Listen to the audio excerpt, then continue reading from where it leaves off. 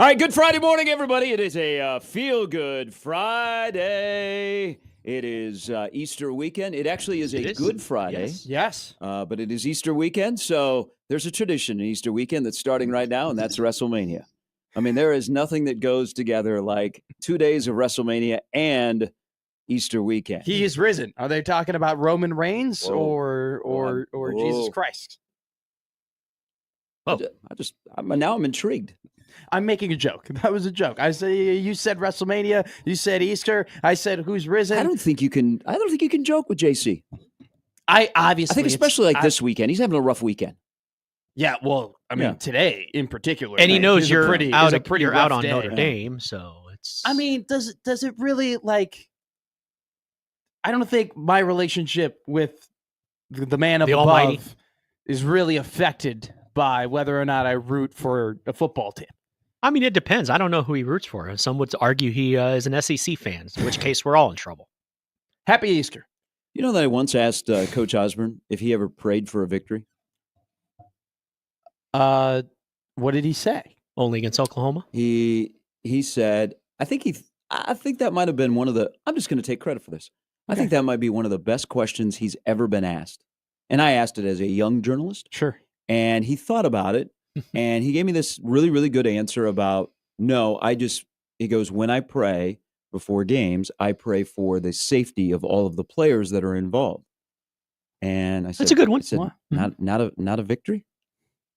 I You said, think- I could have said, I think you got a lot of cachet. I think if you asked the man upstairs to just this one time to like step in front of Sooner Magic, that he would have come through. Do you think, Coach, you don't need me for most of the build big up eight. enough rapport to just get one ticket, cash one out? I mean, you don't have look, if you pray for a win every single time, I feel like that's a little bit overdoing it. Like, really, we're going to do this every week, every fall Saturday. There are certain for franchises that 30 would years. lose their faith if that were the case. But, well, I mean, maybe the Cleveland Browns should start praying a little bit. What is is there a prop for a Castellanos home run this weekend? I will look. I don't know if there's a now, prop. there's got to be something significant happen. Right. But, I didn't know if there I feel was like- a side of Castellanos on a holiday when he's playing during the baseball season that maybe he has a home run. Does he have a home run ever on Easter, especially when Easter is late? Well, that's a baseball stat. He right? has home runs on the days Go that to are baseballreference.com. He has home runs on the days that are not so good for people, that things don't go well. So if anything, I don't think he would hit a homer on Easter. So he might hit a home run today? I think it's today. Okay. I think it would be on Good Friday if he were to hit a home run, which, by the way, it's plus 550. Okay. You are always Vegas you knows laugh over something there. we don't. You laugh. You are impressed with how quickly I can pull up the odds of things. You got it bookmarked on your computer there. I'm surprised it's not your homepage. No, it's bookmarked. It's not homepage. Welcome back, But Matt. I understand that how I can search certain things, and I'm pretty sure Castellanos was actually in a most recent lookup because we talked about it about a week ago when it was Jackie Robinson Day. We were looking into can Castellanos hit a homer. So today might be the day, plus 550. All right, we have a big board. This is going to be a good day today. We've got is. lots to discuss here till 10 to wrap up the week.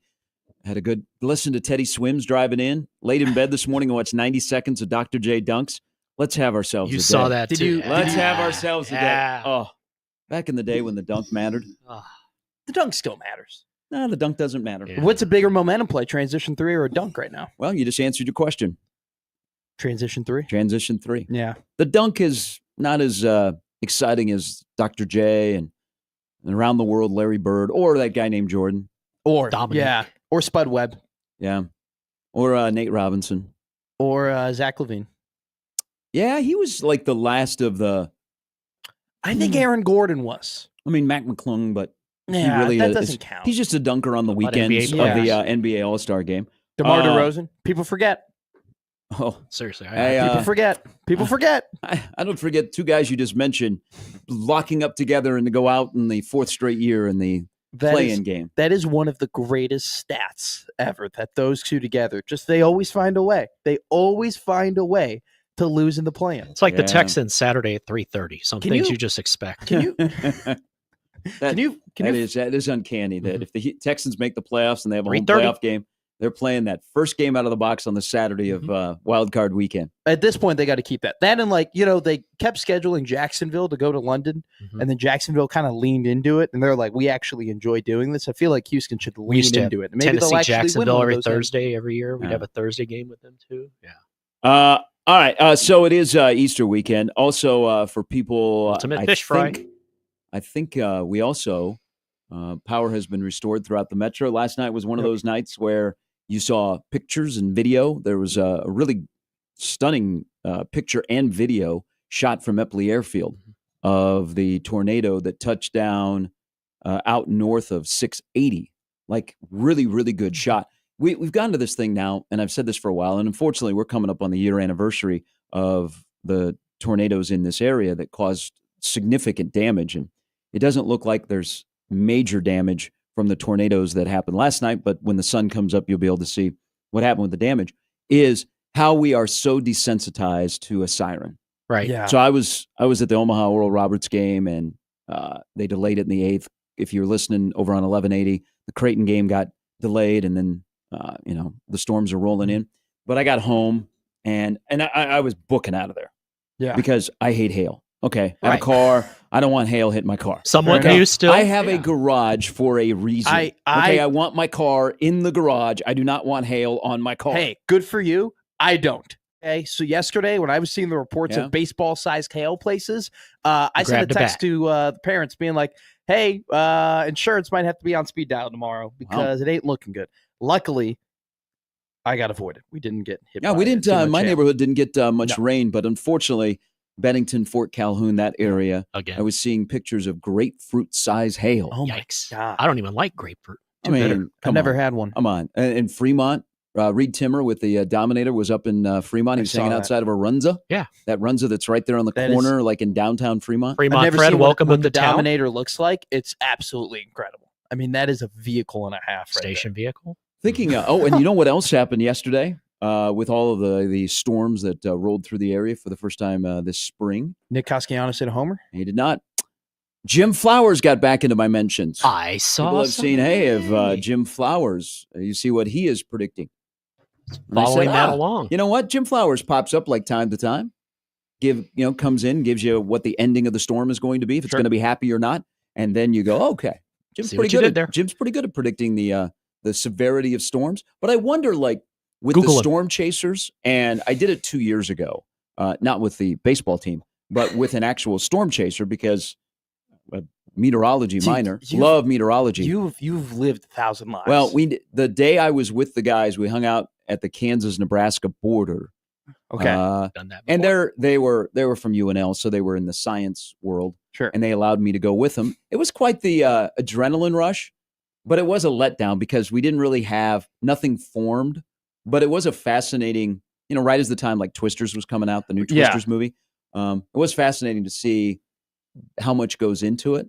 But I wonder, like, the meteorologists, and Randy rolled up the sleeves last night. You knew it was going down when that happened. He got ready, and I think this is when it's go time for all the meteorologists. Sure. I wonder how they feel about, like, the celebrity storm chasers. There's got to be animosity. There's for sure there has to be animosity because you seen Reed Timmer's followers these on guys, social media platforms. They're enormous.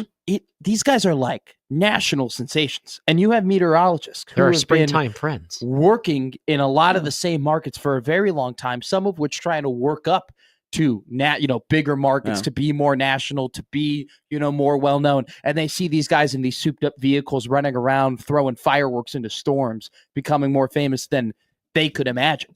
So yeah, I imagine there's some animosity there. Fireworks into storms.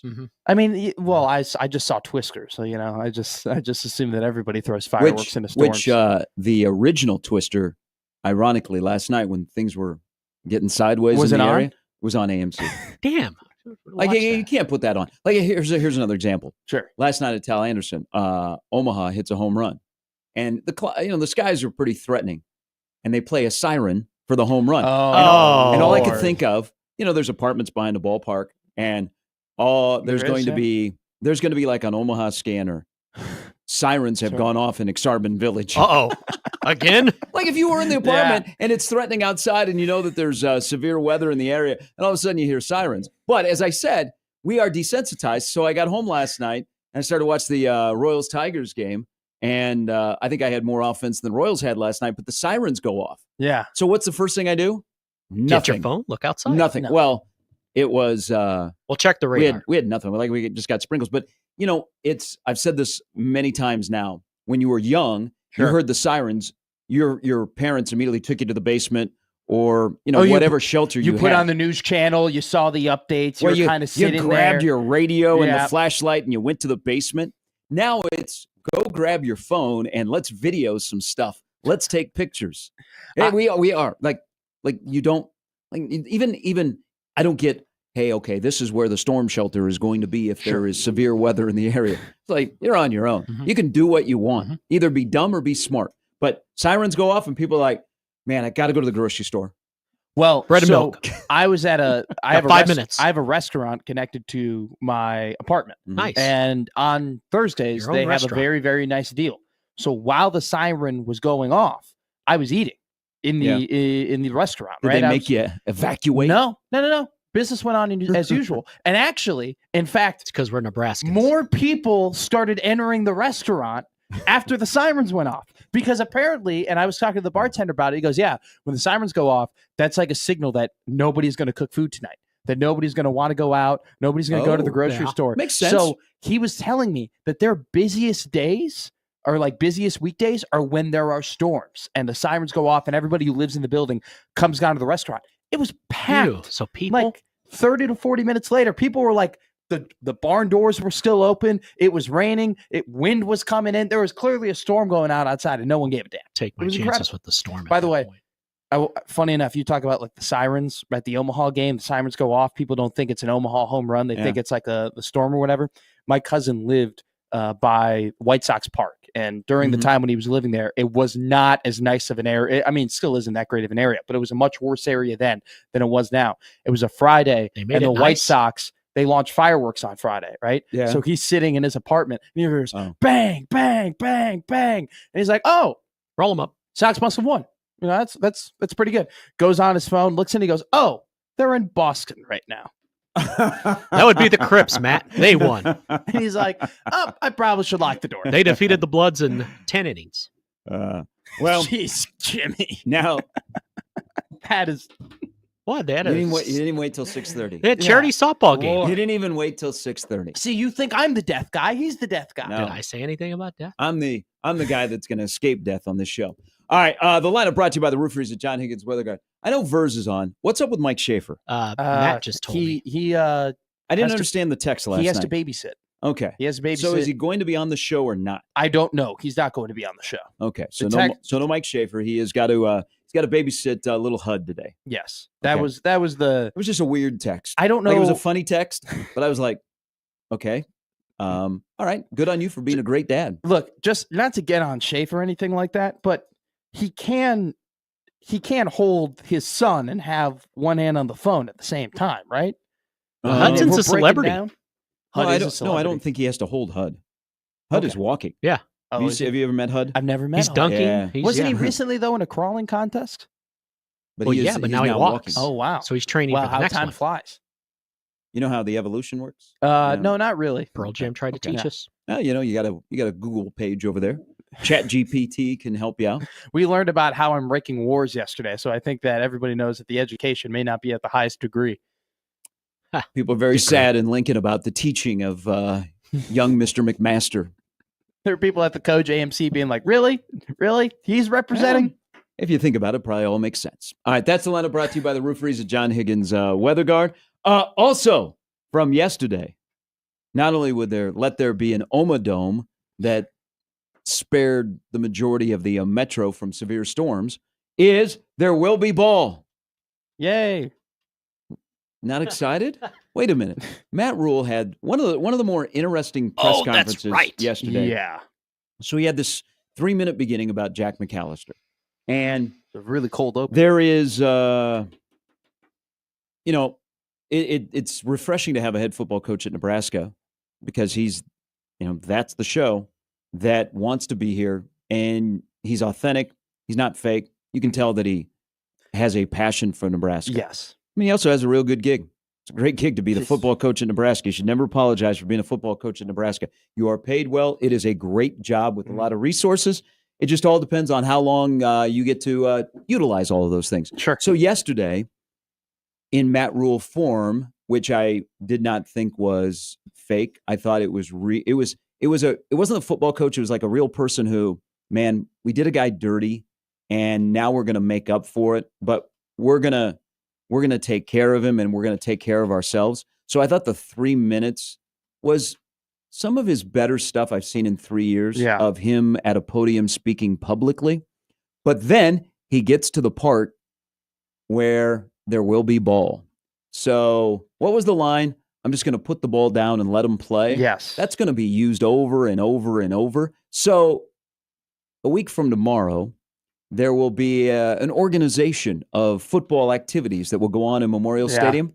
And I equate the way he explained it yesterday, Nebraska will approach next Saturday when it comes to some live stuff as the last exhibition game of an NFL's preseason, where the starters don't do anything or they do very, very minimal. Even your first and your twos, because you're cutting down to 53. Yeah. And then that's the game that the roster is at 75 and you got to cut down to 53. So you see that excess 22 play a lot of football. That's how I envision next Saturday will go.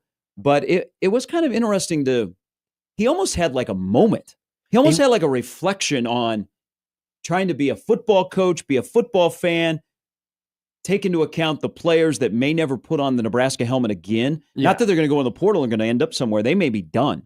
They may have stuck around because old GBR that they might be done. And then there's I still got to figure out who's going to be my 101, 102, 103, 104, 105. It's kind of interesting day, but there will be some ball, y'all, coming up a week from Saturday. Yesterday was by far the most kind of emotion and passion I've seen from Matt Rhule at a podium in terms of just talking about guys and talking about the team.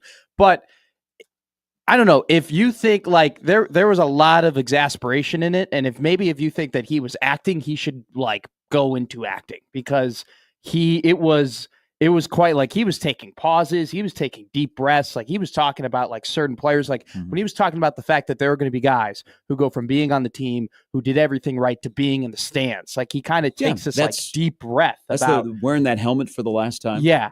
Look, it's cool. I think it's cool that how he put it, there are going to be guys who need tape to go to the transfer portal. There are going to be guys who, are never going to play at Memorial Stadium again. We want them to be able to do that. There are going to be guys who are literally fighting to still be on this team. And this is going to be something we're going to take away. And when we decide this is going to matter. But then he said, we're not doing this for numbers or we're not doing this to get more people to the event or anything like that. And I'm not questioning the validity of the previous statements. Everything he said about, why they're doing it, I believe. At the same time, though, they definitely are doing it to get more people in the stands. And I mean, it works. It works. It works for me, and that's fine. He said, "Oh, we're not doing it." It's clearly to get more interest into this event. So you think Bill and Debbie from Ogallala, because now they're hearing that the Survivor Island to get to the 105 is going to be implemented, that they're going to get in the car and drive? I think that there was a lacking buzz. That there wasn't a whole lot of excitement for what this was going to be. And I think there was a lot of confusion. And throughout this week, you and I have talked about how many people are going to be at this event, how many people are really interested in going. Are there people who are actually making plans? Yesterday, when he said, hey, we're going to put the ball down and we're going to let these kids play, Twitter blew up, Instagram blew up. His office blew up because people were not aware of this plan. Sure. Outside of him talking to his boss, and a couple of other people, it caught quite a few off guard. Nobody was pushing back. Sure. I think it's, if you think about the history of the spring game, unless there's a battle for a quarterback, the interest kind of is in the guys that you don't normally see. Yeah. You know what you're getting with your frontline guys that have been there the year before. But the spring game is like, okay, who is the backup guy? Who's the third guy? Who's the fourth guy? Who is the guy that, it's just nice to see him play ball because I saw him in high school. Yeah. I don't think this gets somebody to go, oh, I'm going to drop what I was doing on Saturday and come. I think it's legitimately an opportunity to help guys that have helped Nebraska. And I think that's a unique relationship because you can only have that relationship if you have trust and transparency. Sure. And, I think there will be, what if you're on the fence? What if you don't, but you don't know if you're part of the 105 and you're like, maybe I should raise my hand and jump in there and grab some snaps on a scrimmage. Sure. It'll be kind of curious. Well, it'll be really, really curious, but I'm okay with it. I'd already accepted what the day will be like, but I don't know, man. I don't know if somebody's going to, from a ways away, say, oh, man, okay, there will be some live football. I'm driving in. I think this is done. This isn't done for the fans. This is done for the people in the program. And again, you don't see that very often. It's very unique. I think it is done for the people in the program. And I do think in a way, and you were getting there, it does raise the level of football in a sense too, right? In terms of the scrimmage, you're going to have guys who are now, if they weren't already practicing for stakes, they're going to be practicing for ultimate stakes because this very well may be the last time they ever play on this turf.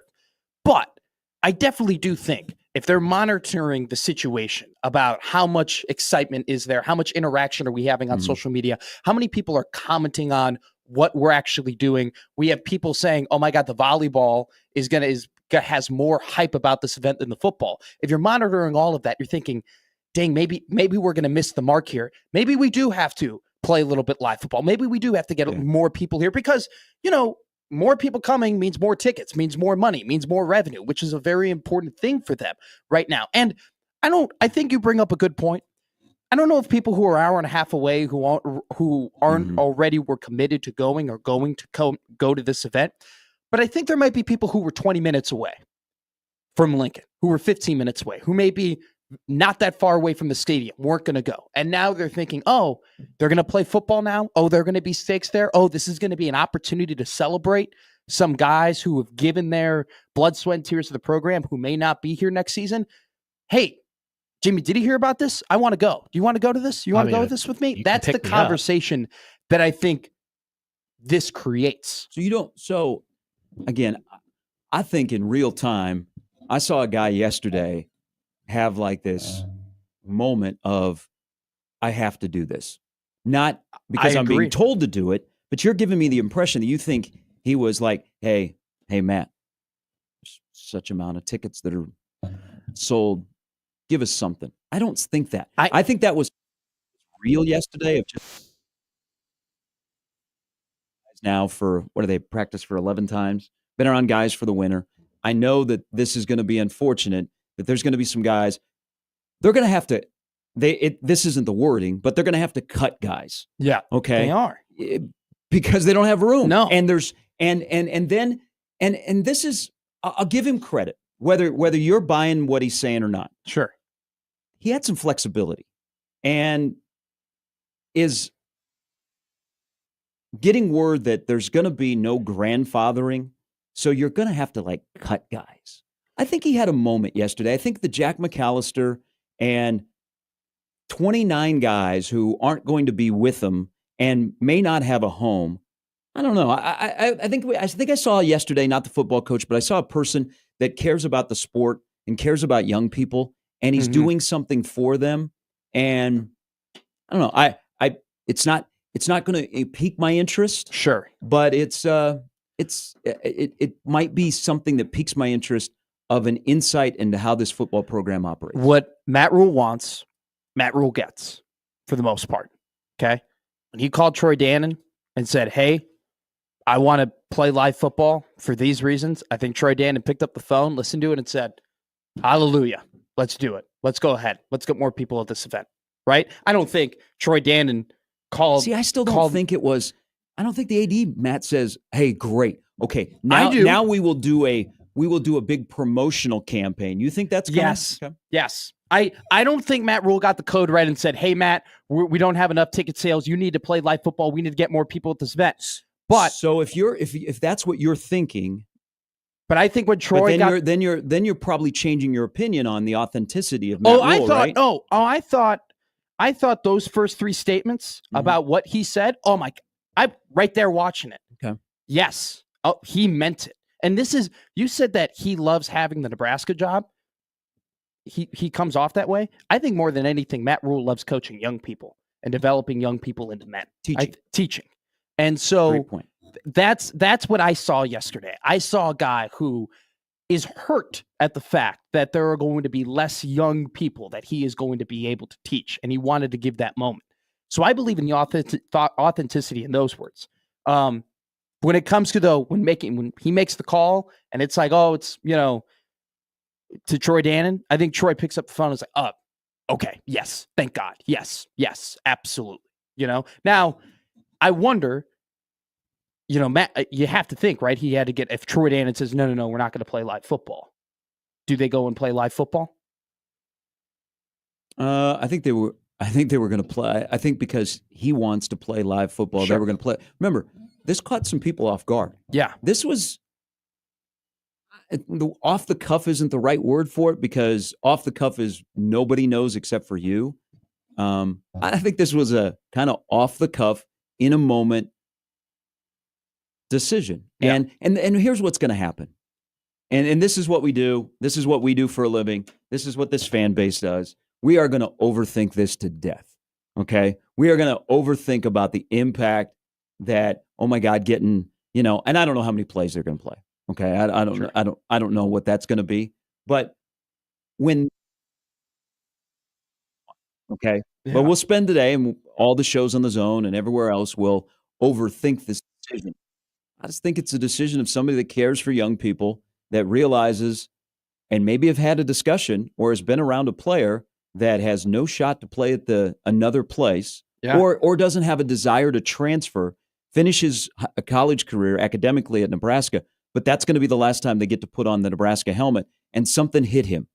It's kind of, maybe he had a midlife crisis, and he said, you know what, we're going to do something that is Nebraska, and that's what we do. And I'm okay with it. And I don't know how long it'll go, but there is the element of springs where you're more curious. Like we were last year. Sure. You were curious about Dylan Raiola and Danny Kaelin and the quarterbacks and what Harburg looks like, under Glenn Thomas and the jump. But spring games are built for, okay, who is this Ja'Cory Barney? Yeah. Who is this, unfortunately last year, Bly Hill? Who are some of these guys that you don't normally see or you won't see again? So spring games kind of are built that way, because the frontline guys give you some flash and dash, and then they sit on the sidelines. Yeah. So, again, I don't know how many plays they'll be played, but they will get in and out, and it'll be efficient. We'll move on, and then we're on to the offseason. Yeah. You could see at the end when Matt Rhule was talking about this 105, how when he said, it's only this season, I only have to do it this season, you could see like there was almost like a little bit of weight off his shoulders when he said a line like that, because, and he, once again, he said, I didn't like being in the pros in the NFL because when people walked in, they were afraid of me. They looked at it as a business. I don't like college football because it is that way.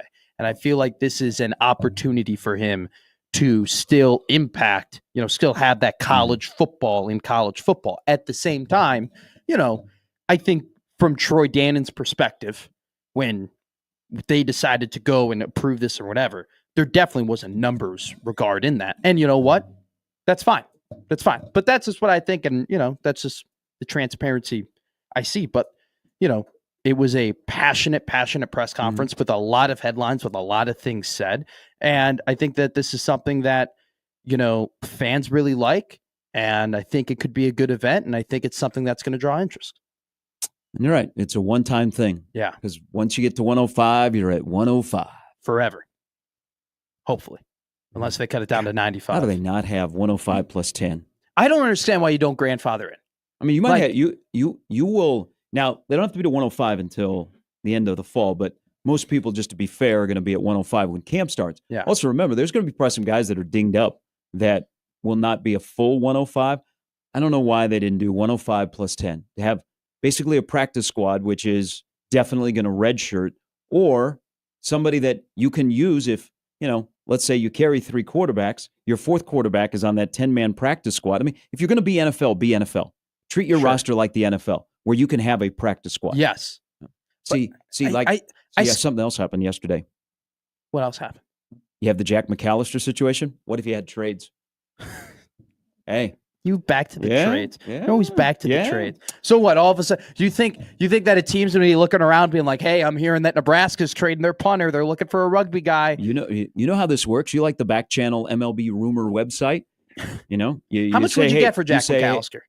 35,000. I don't know. Are you looking for money? Or you're going for a straight up player. I would be looking for cash, or a player to be named later because you don't have room on the 105. I'd be looking for cash. Sure, you don't know what your needs might be later. You trade him to Boise State. Hey, you got a punter that would like to leave. We've got a punter that's just not going to work out. Your guy's a fit for us. Jack McAllister loves that part of the country. He'd be great for you. The trade would be executed. How great would that be? What would you call that? Transfer and trade? He's got to enter the portal first so he gets out of his contract so then he can be properly be sent over. Drop the portal. Everything's a trade. Everybody's a free agent. You got contracts. You're in your free agent year. Will you re-up? I mean, you get bird rights after your first 2 seasons. How many times have you played the hokey pokey? Don't you put your whole self in? And then you move it all about? I haven't played the hokey pokey in about 14 years. That's it? Let's change that. You put your right arm in, you take your right arm out, you put your right arm in, and you play at Memorial. You get 30,000 and you spend all that money. Good, then you get a running back. You put your left arm. All right, lots to discuss because this one's on playoff puck play-ins all coming up this weekend, among other things, and some additional thoughts on Lee Corso and the martyr that was on Pat McAfee yesterday. Felt bad for him. He's the only guy that could probably make the New York Jets. You have some sympathy for the New York Jets. Aaron Rodgers was able to pull that off yesterday. He's one guy. It's tough to quit. We all say we're going to quit him, but you can't quit him. Said a couple interesting things yesterday. I can't roll my eyes farther back in my head. We roll till 10 on a Friday, a feel-good football Friday on 1620 The Zone.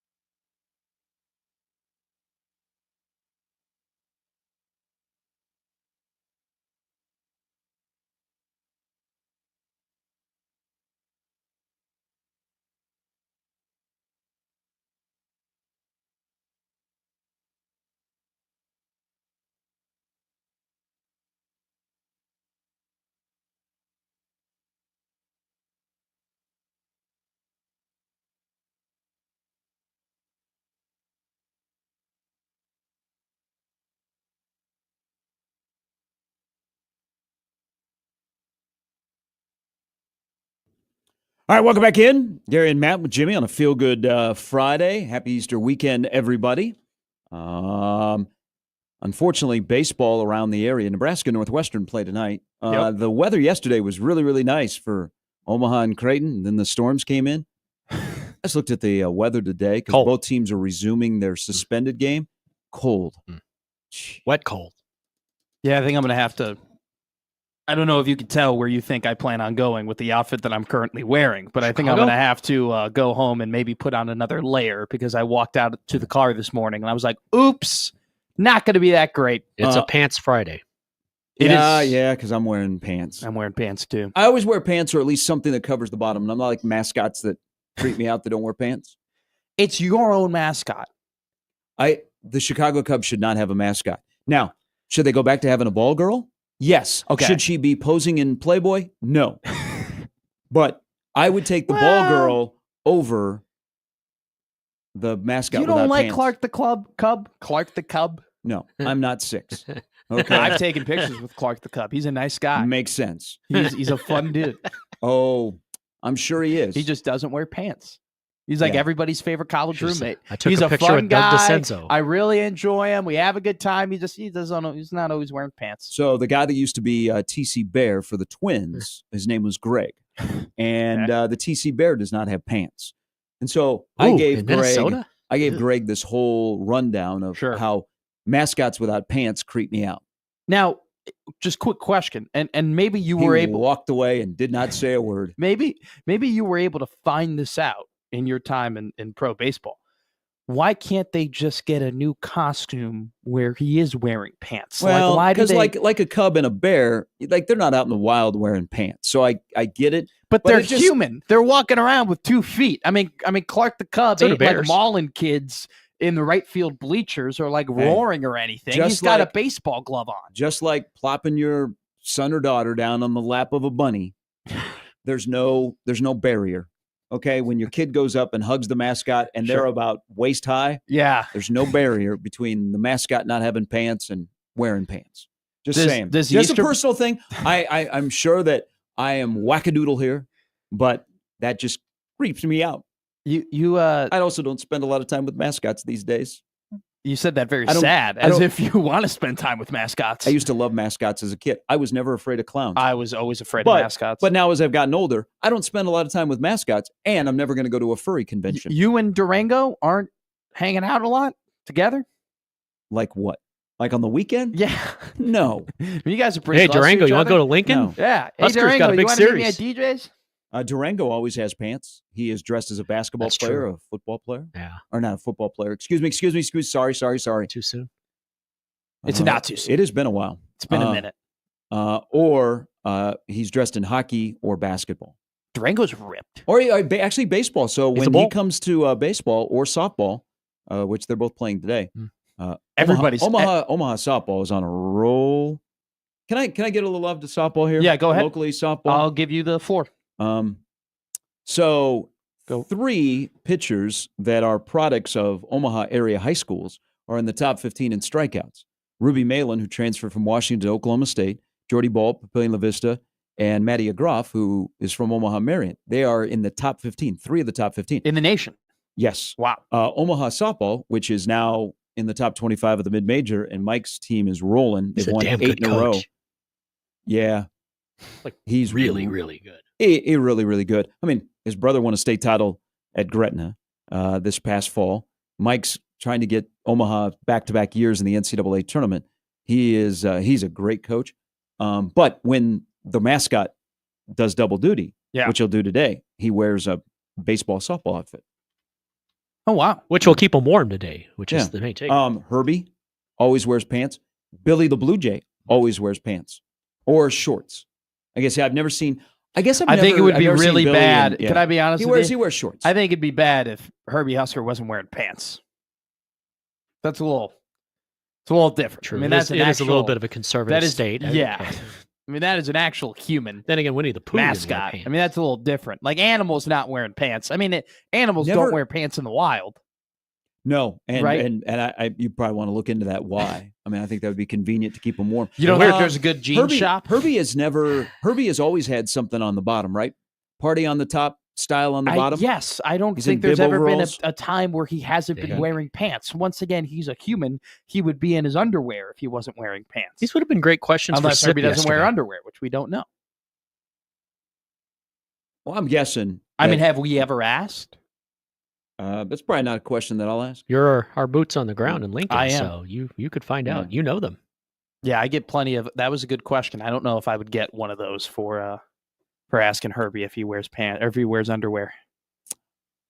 Yeah, you Casually, you know what? you could, save that for the next press conference. Maybe Coach Rhule, Matt. No. Coach Rhule, Matt McMaster, that- 1620 The Zone. Do you think Herbie Husker's wearing underwear? That's your question for the AD. I don't think With a 10-minute answer you're afterwards. standing with the coach. That would. Yeah, somehow Coach Rhule would get to player development through that question with Herbie Husker if he wears underwear or not. You know, I was saying to Dylan Raiola the other day. Hey, yesterday it came late in the show about Lee Corso. Doing his final game day broadcast. Now, fingers crossed. I mean, everybody should applaud that Lee made this decision along with ESPN and however it went down. But 4 months, that's also cross your fingers that it's 4 months that he makes it to August 30th.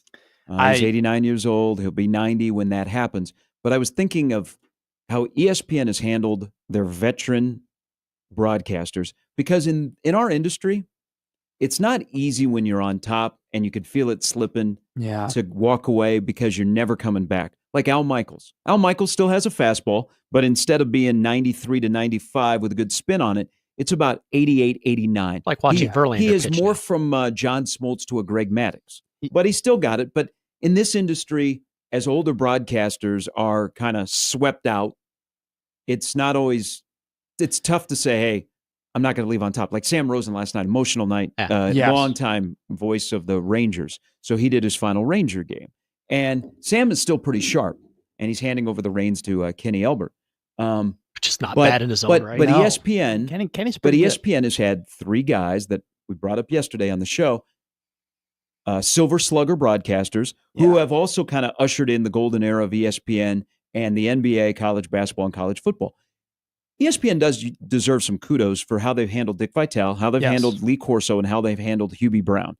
Because it would be easy for ESPN to just shove them out the door, but they have been able to navigate what could be a difficult situation, and it's going to end up the right way for Dick Vitale, Hubie Brown, and Lee Corso. And I don't know, God willing, Dickie V, he's just beaten cancer, that he can do another year. But I think ESPN deserves credit for that. Now, what I fear is you have this long lead up to this day.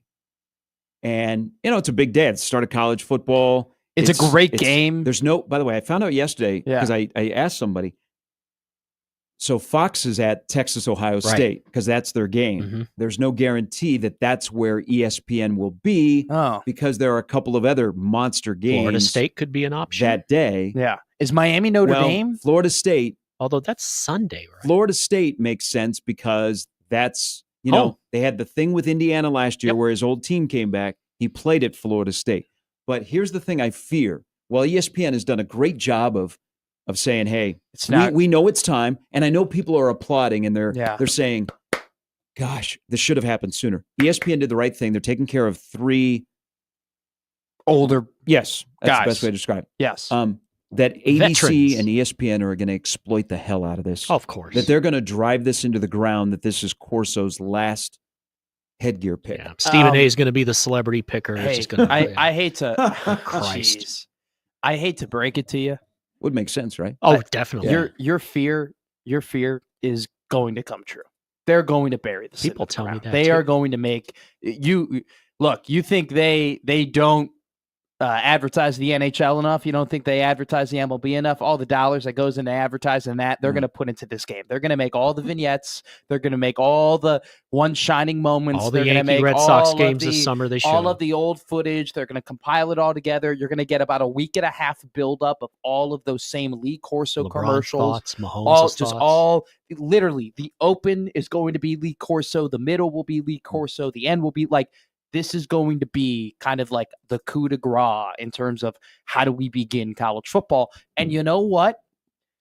I'm okay with it. You know what? I'm totally fine with them burying it into the ground and them putting it into my mind that it's going to be Lee Corso's last game because I'm still going to watch it. I'm still going to enjoy it. You know what they should do? Like if they really want to go all in on this. Yeah. And again, Texas, Ohio State is the Fox game.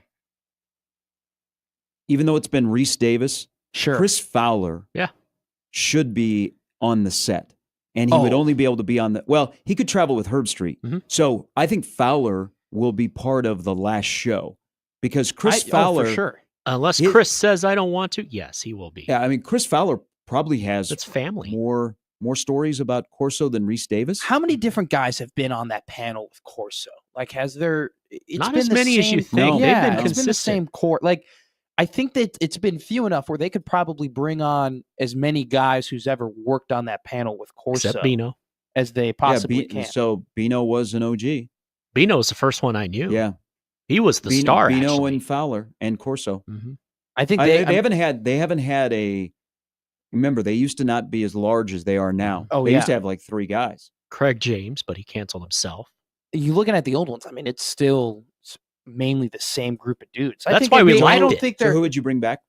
I would bring back just literally everybody that's ever been on that panel. Like if it's what? Yeah, we just it's very small. Yeah. There you go. But Perfect. I think Chris Fowler has to be involved. I agree. But I would bring back everybody, like those 7 guys. I wouldn't even do a guest picker. Like I would not do like a true guess. Like here's a celebrity or anything like that. No, I wouldn't do anything like that. I would just bring on everybody who's been a part, who's worked with Lee before. Do that, bare bones, honor it. Have them do the last mascot pick. Thank you so much. Let's go play football. Speaking of something not getting a buzz, I think something major is not getting a buzz, and it's a tie into Lee Corso. Then we'll dive into when we come back after the top of the hour. A little bit later, Matt Verzalt will give his Wrestlemania picks. Will this be number 17 for Cena? Will we be upset at John Cena? He's going to win, baby. Oh. He's going to win. Death taxes and John Cena winning at WrestleMania. We'll dive into that. Coming up when we return, it's Gary and Matt with Jimmy on 1620 The Zone.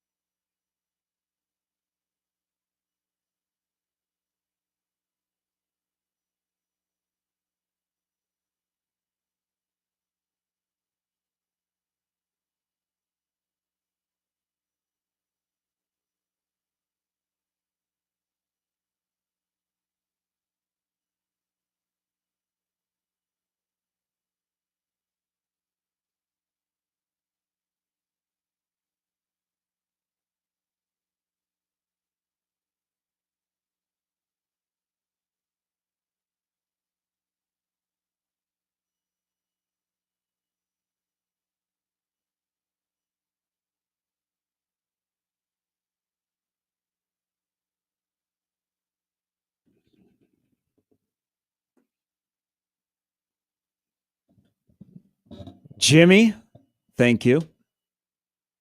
How about that? I missed that. Miss Saturday mornings. Baseball bunch with Johnny Bench and the San Diego Chicken, then known as the San Diego Chicken.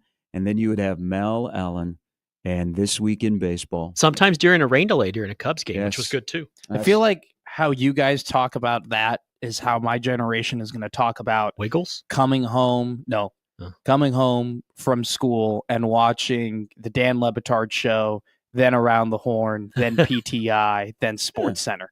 Like in many years from now, we'll be sitting down and be like, oh my God, remember Tony Reale? Then he had Woody, and he had Plaschke, and he had, and then Courtney Cronin came in at the end. Mina Kimes was great, Bomani Jones, J.A. Donde, and then you had Kornheiser and Wilbon. I feel like how you guys talk about this, I'll be talking about that years to come now. I'm going to miss Around the Horn. Miss so much. It's okay. That was PTI is my show. Oh, it's everybody. I like the curmudgeons. That's it. It was the original. Same. Well, was the original debate show, and then Yeah. Cold Pizza came along, and Cold Pizza morphed into what we have now with people just screaming at each other. Good morning, everybody. Hour number 2, and thinking about our guys like Fremont Fred and everybody out in Fremont. I'm seeing pictures this morning of the extensive hail damage. Baseball-sized wicked hail in dust storm. Fremont last night. Jeez. A couple of pictures I've seen of homes. That was a storm. I think in most of this area we got very, very fortunate. All right, Yeah. Matt Verzal coming up a little bit later. So yesterday, if you missed the first hour, we were talking about kind of Matt Rhule at a reflection point of, I don't want to make mistakes I made at Carolina, or just things that happen in Carolina that I don't want to happen here when it comes to relationships and doing the right thing. And so they're going to put the ball down. They're going to play a little bit. Nobody knows how long the live scrimmaging will go, but we will have live football elements. We also don't know what ticket sales are like. We know what the buzz or lack thereof has been in terms of marketing.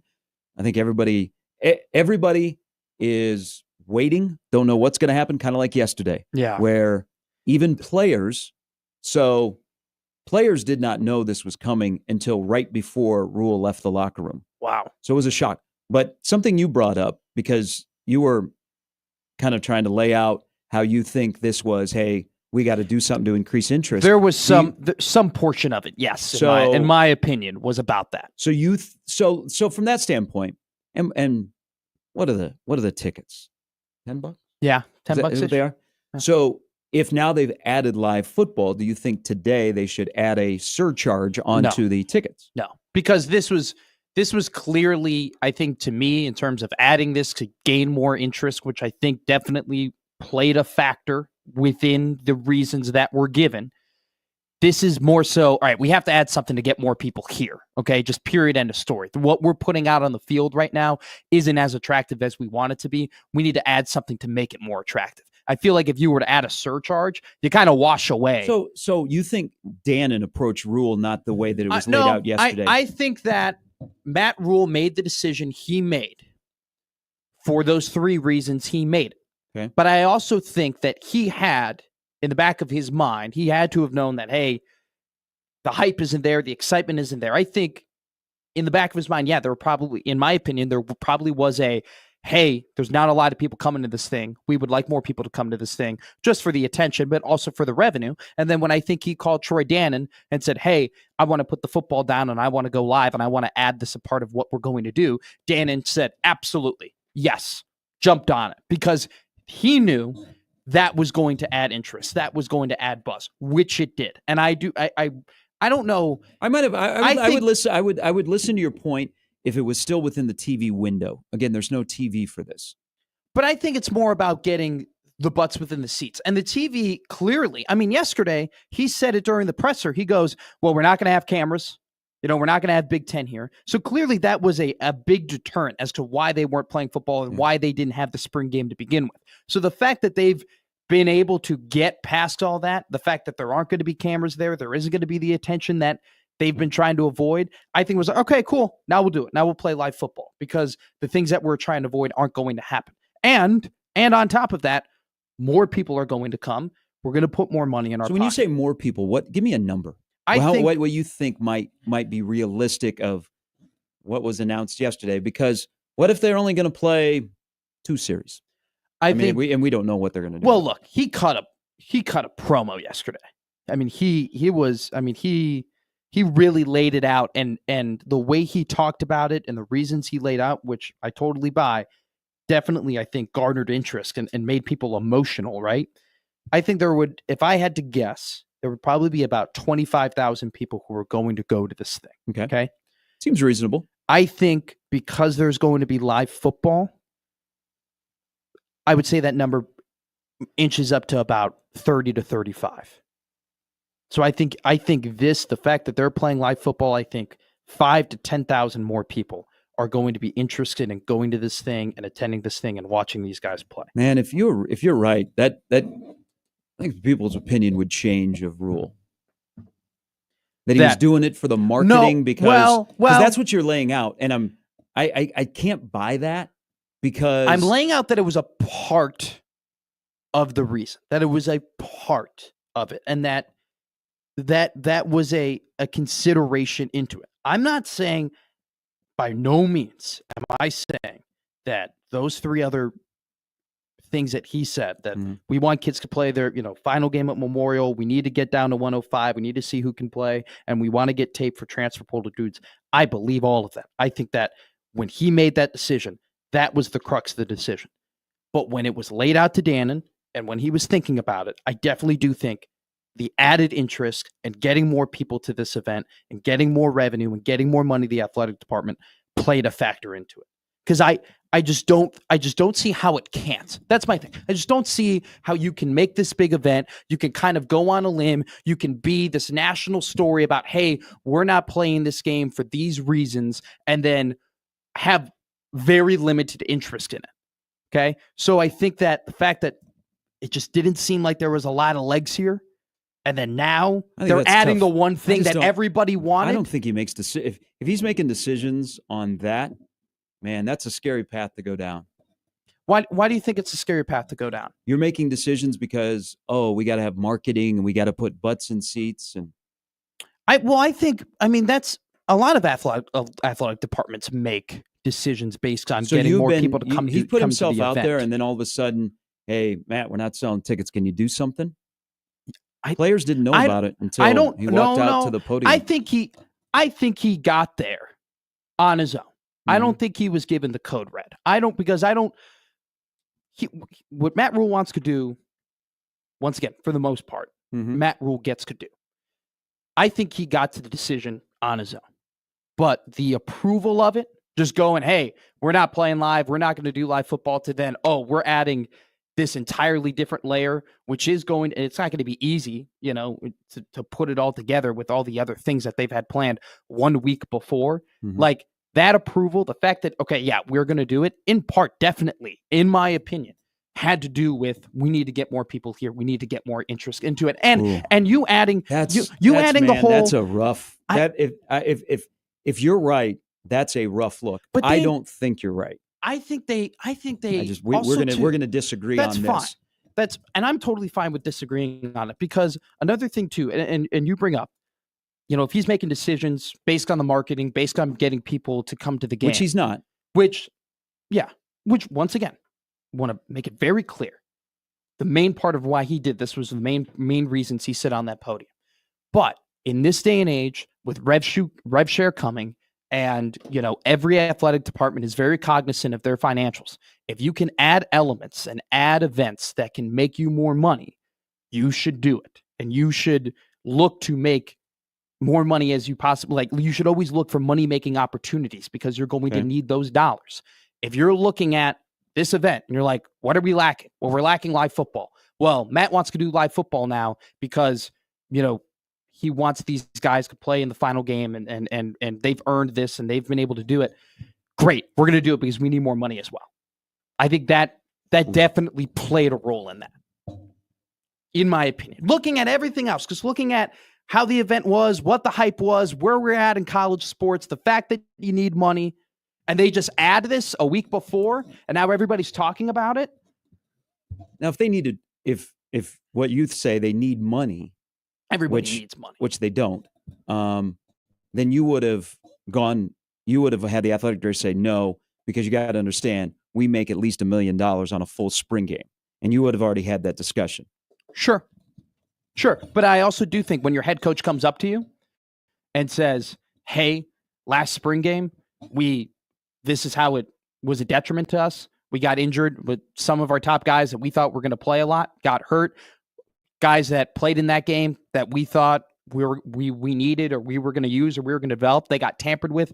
Hey, if you lay out all those reasons, the athletic director will probably go, okay, we'll add another event and we'll take that loss, because it's more important that we feed, we do what you're saying. So those things don't happen. Do you think with a lot of schools, and Nebraska's not alone, that make money off this, that the TV money that they get from the Big Ten now makes up for it? One of the big pushes before you got the big TV money was, hey, the spring game element. I mean, it's easier to say, okay, we know we're going to take a hit with tickets and what we're going to charge, but we've got this TV money, so we've got another source of revenue that makes up for the million or whatever schools might lose on a spring game. Look, when you go back and you look at it retroactively, yes, the decision to not have the spring game wasn't based on financials. Okay, it was not. Okay. I'm just talking about this specific, singular, spur-of-the-moment decision was made because of the reasons he made, but also it was approved because it's adding interest to this event that didn't have a ton of interest. It puts more money in the athletic department. And whether or not, does Matt Rhule, once again, I don't think a main reason as to why he did this, is why he decided this, was to get more butts and seats. But it definitely has to be, I think it has to be a point on the mind. And I think Troy Dannon said yes, because you want as many people to come to this as you possibly can. And the biggest detractor from this event is the fact that there wasn't live football. Now there is live football. But I'm not questioning the validity of the other reasons given, because I believe those other reasons given 100%. The way he said it and what he said before and the passion he has for players, I buy that. I'm just selling that this has nothing to do with adding more interest to the event and trying to get more revenue. I'm selling that. And that's fine. And I'm totally fine with that. I'm totally fine with them adding this element for them to get more money, because now more people want to go and more people want to enjoy it, and they're going to put more money in the athletic department's pocket. And whether or not they need the money, that's a good thing for the athletic department. All right. We'll take a quick break. We come back. So I mentioned watching Dr. J dunk. I just found a very interesting local stat when it comes to dunking the basketball that we will get into. And also, no buzz or buzz, there's something happening in Vegas where, man, if you take something to Vegas, it changes. I heard that Vegas is back this weekend with Wrestlemania there. Nice. But is Wrestlemania back? Did it ever leave? What? WrestleMania left? When did WrestleMania go away? 41 years, baby. But this year, we'll get into that when we come back. Plus, I got something for your big board over there. Okay, cool. It is Gary and Matt with Jimmy on 1620 The Zone. Hey, as you know, last night was a rough night around the area, and as you are waking up this morning, you might have some roof damage, gutters, siding, all have been impacted by the storms that rolled through the area. So, before you do anything, look at your home, and then trust me, because many people have trusted them. Moose Roofing, Omaha Roofing Company. They've been around since the late 90s. You know, they were here yesterday. They're going to be here today. They're going to be here tomorrow. And they were there when the storms rolled through a year ago and helped many throughout the community from Southwest Florida, or Southwest Iowa, all the way to Lincoln. Over 15,000 roofs since the late 90s, because they are focused on being first for you. Diagnostics, roof technology, all of that stuff. They take care of residential roofing, roof repair and service, commercial roofing. Moose Roofing does it all. And they just don't show up and put a roof up. Pat Moose walked me through the process of when we have a storm roll through and what happens. Their consultants will come out. They will talk with you. They will look at your roof. They will get on your roof. They will assess the damage, and then they'll walk you through the process. And as the process moves along, they will help you navigate the ever-increasingly difficult insurance claims process. That's what they will do. And then they go to work for you with roofing, siding, and gutters. Moose Roofing, all under one roof. They'll take care of you. They are the MVPs in Omaha. Pat and his crew, they are here before the storm, during the storm, and after the storm. And if you have storm damage, They are a reputable company that, word of mouth, all you need to know. Moose Roofing. Contact them today online at mooseroofing.com.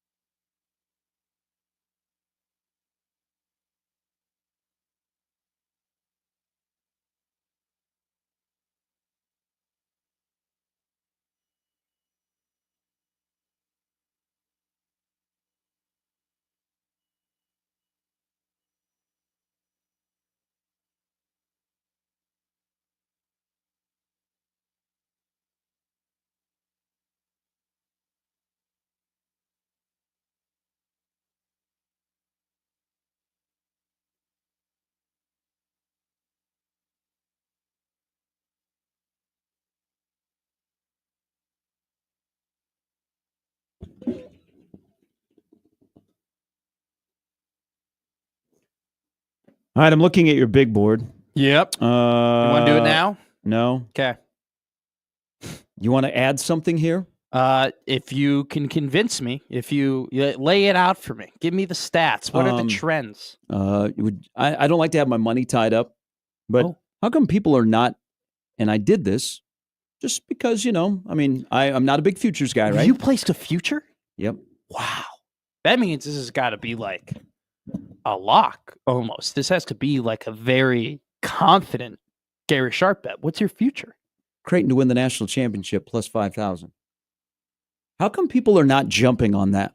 So what? That'd be 10 to win 500? 20 to win 1,000?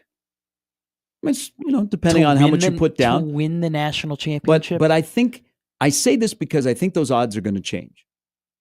I think they're going to change for the good. Now's the time to get in. Yeah. You're going to do it. Yes. So you don't have a future on your big board. I don't do futures. I don't at all?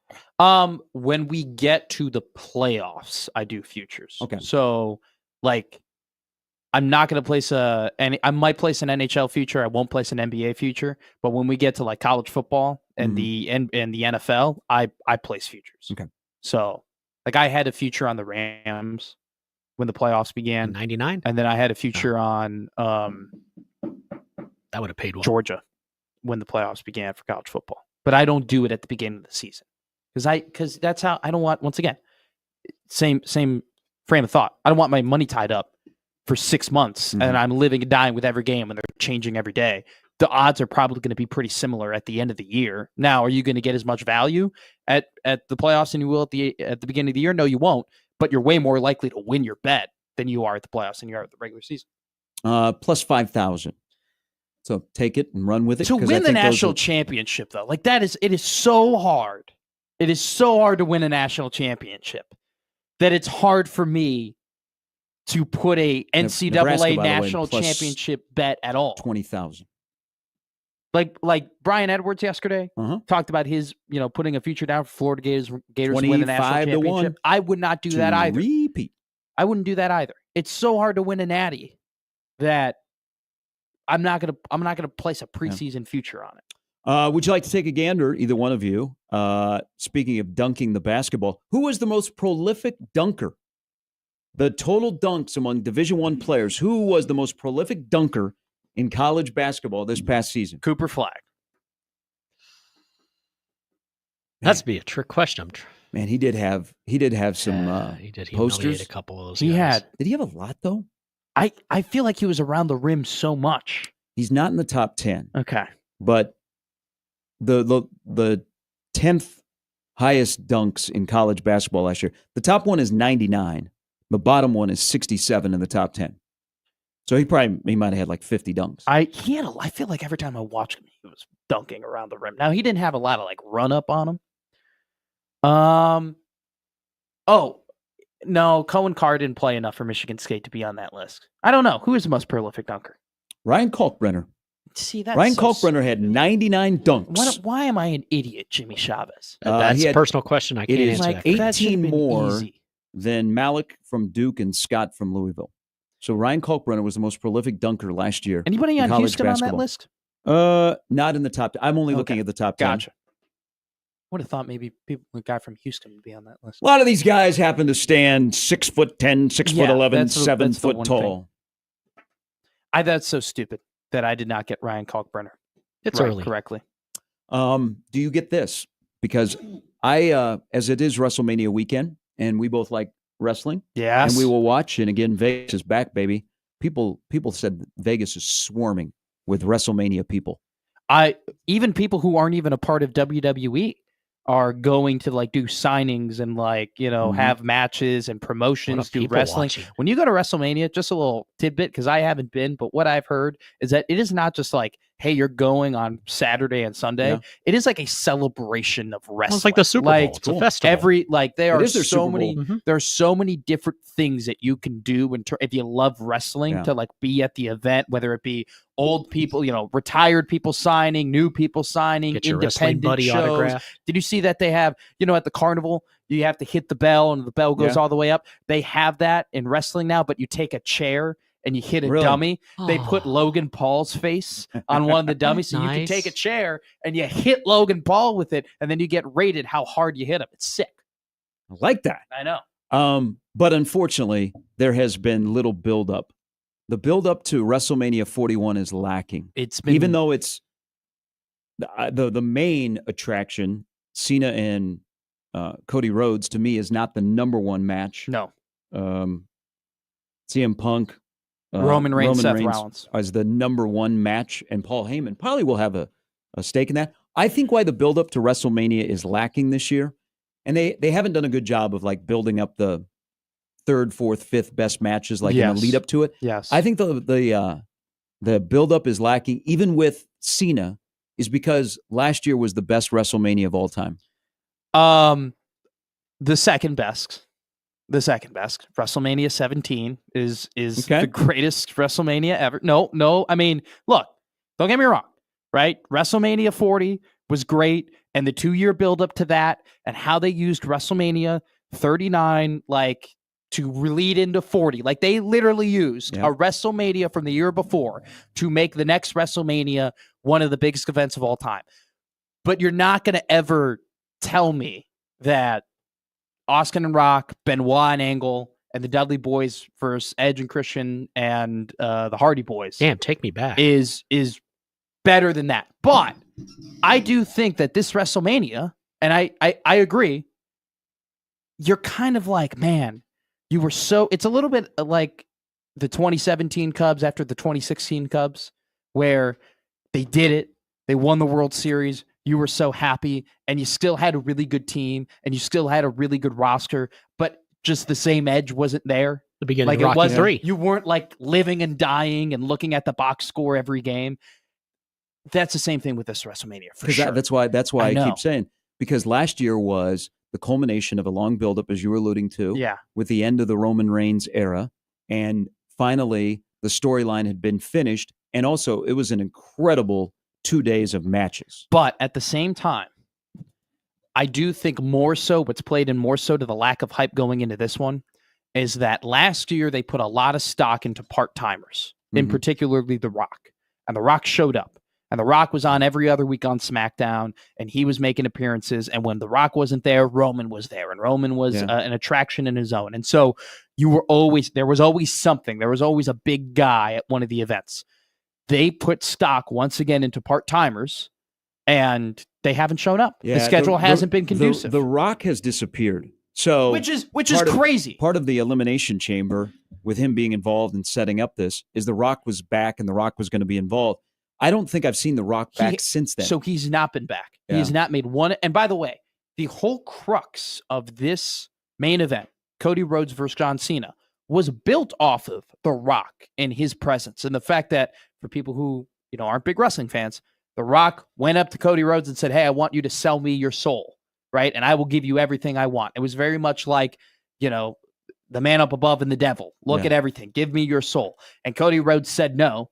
And John Cena said, "Okay, I'll give you my soul. I will sell out. I will be your champion." The Rock hasn't been back since then.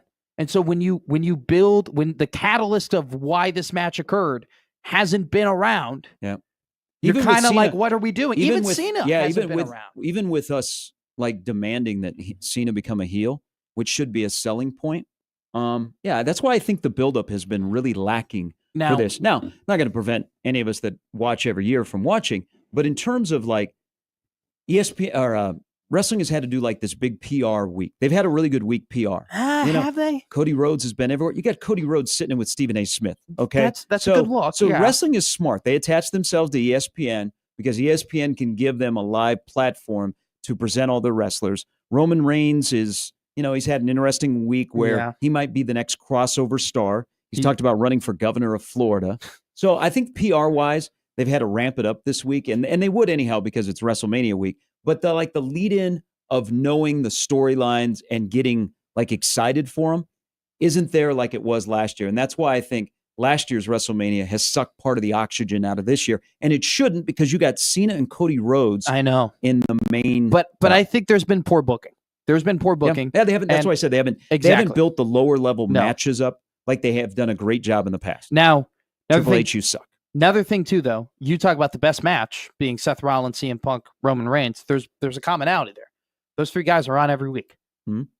See them every Monday Night Raw. They're together. They're doing something. They're beating each other up. Now you have this interesting pawn with Paul Heyman, right? Yeah. People think that Paul Heyman is gonna he's attached to Roman Reigns and CM Punk. People think he's gonna be walking out with Seth Rollins at the end of WrestleMania, but it's because these guys have shown up, week in and week out. But the funny thing is, I agree with you 1,000,000%.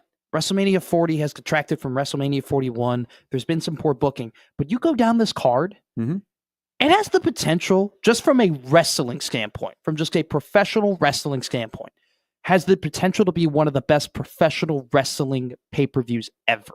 When you look at these matchups, like Rey Mysterio and Chad Gable are two of the best technical, 100%, balls to the wall wrestlers in the game right now.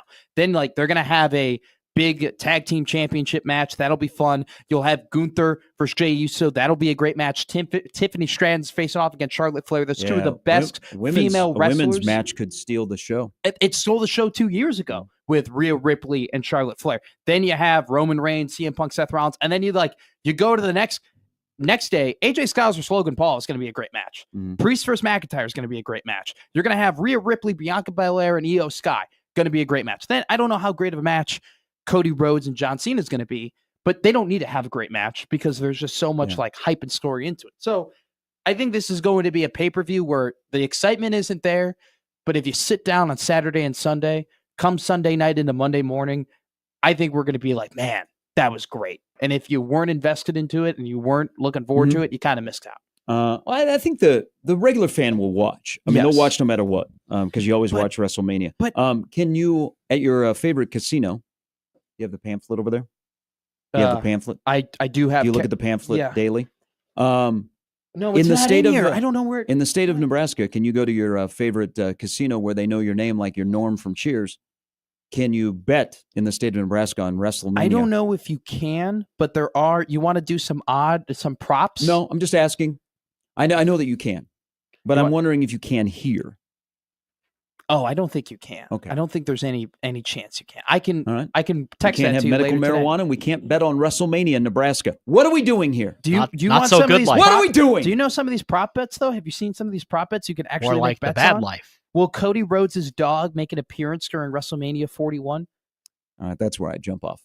A little bit later, Matt Verzal will join the show. More from things that were said in Lincoln yesterday from some offensive and defensive guys. Big weekend for Nebraska baseball. Creighton and Omaha got suspended yesterday. They'll resume. Creighton goes at 3. Omaha goes at 4. And then the regularly scheduled game will follow. Unfortunately, the weather not as nice as yesterday until the storms rolled in.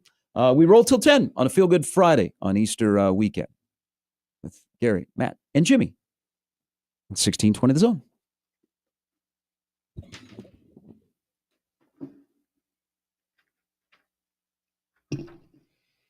And Underdog is happy that you came to check out why it's become one of the best places to make picks during the basketball playoffs, the NBA playoffs, with their extender promo. With the extender, you can play your way to increasingly bigger boosts each round of said playoffs. It is a leading place to make all your sports picks, and you can play now with Underdog in your state, which is our state. Billions of fans have already won billions making picks on Underdog. Will you be next? It's, I like this. Playing on Underdog is a layup. See what I did there? Just download the app and pick higher or lower on player stats, points, assists, more. You got to check it out. Once your picks feel good, you can play with as little as $1. If you get everything right, you can win up to 1,000 times your money. And this week on Underdog, okay, first we got the NBA playoffs this weekend, but how about the play-in games tonight? Somebody's season's going to end. Somebody's going to continue for another week to 10 days before their season ends. I'll be on the 2 games tonight. We got Miami and Atlanta and Dallas and Memphis. Somebody do something. We need a few bucks. Download the Underdog app and sign up now with promo code ZONE to unlock a special offer of up to $1,000 in bonus cash when you make your first deposit. That's promo code ZONE. Must be 18 plus in Nebraska and present in a state where Underdog Fantasy operates. Terms apply. See assets.underdogfantasy.com/web/extend.html for details. Concerned with your play, call 1-800-GAMBLER or visit ncpgambling.org.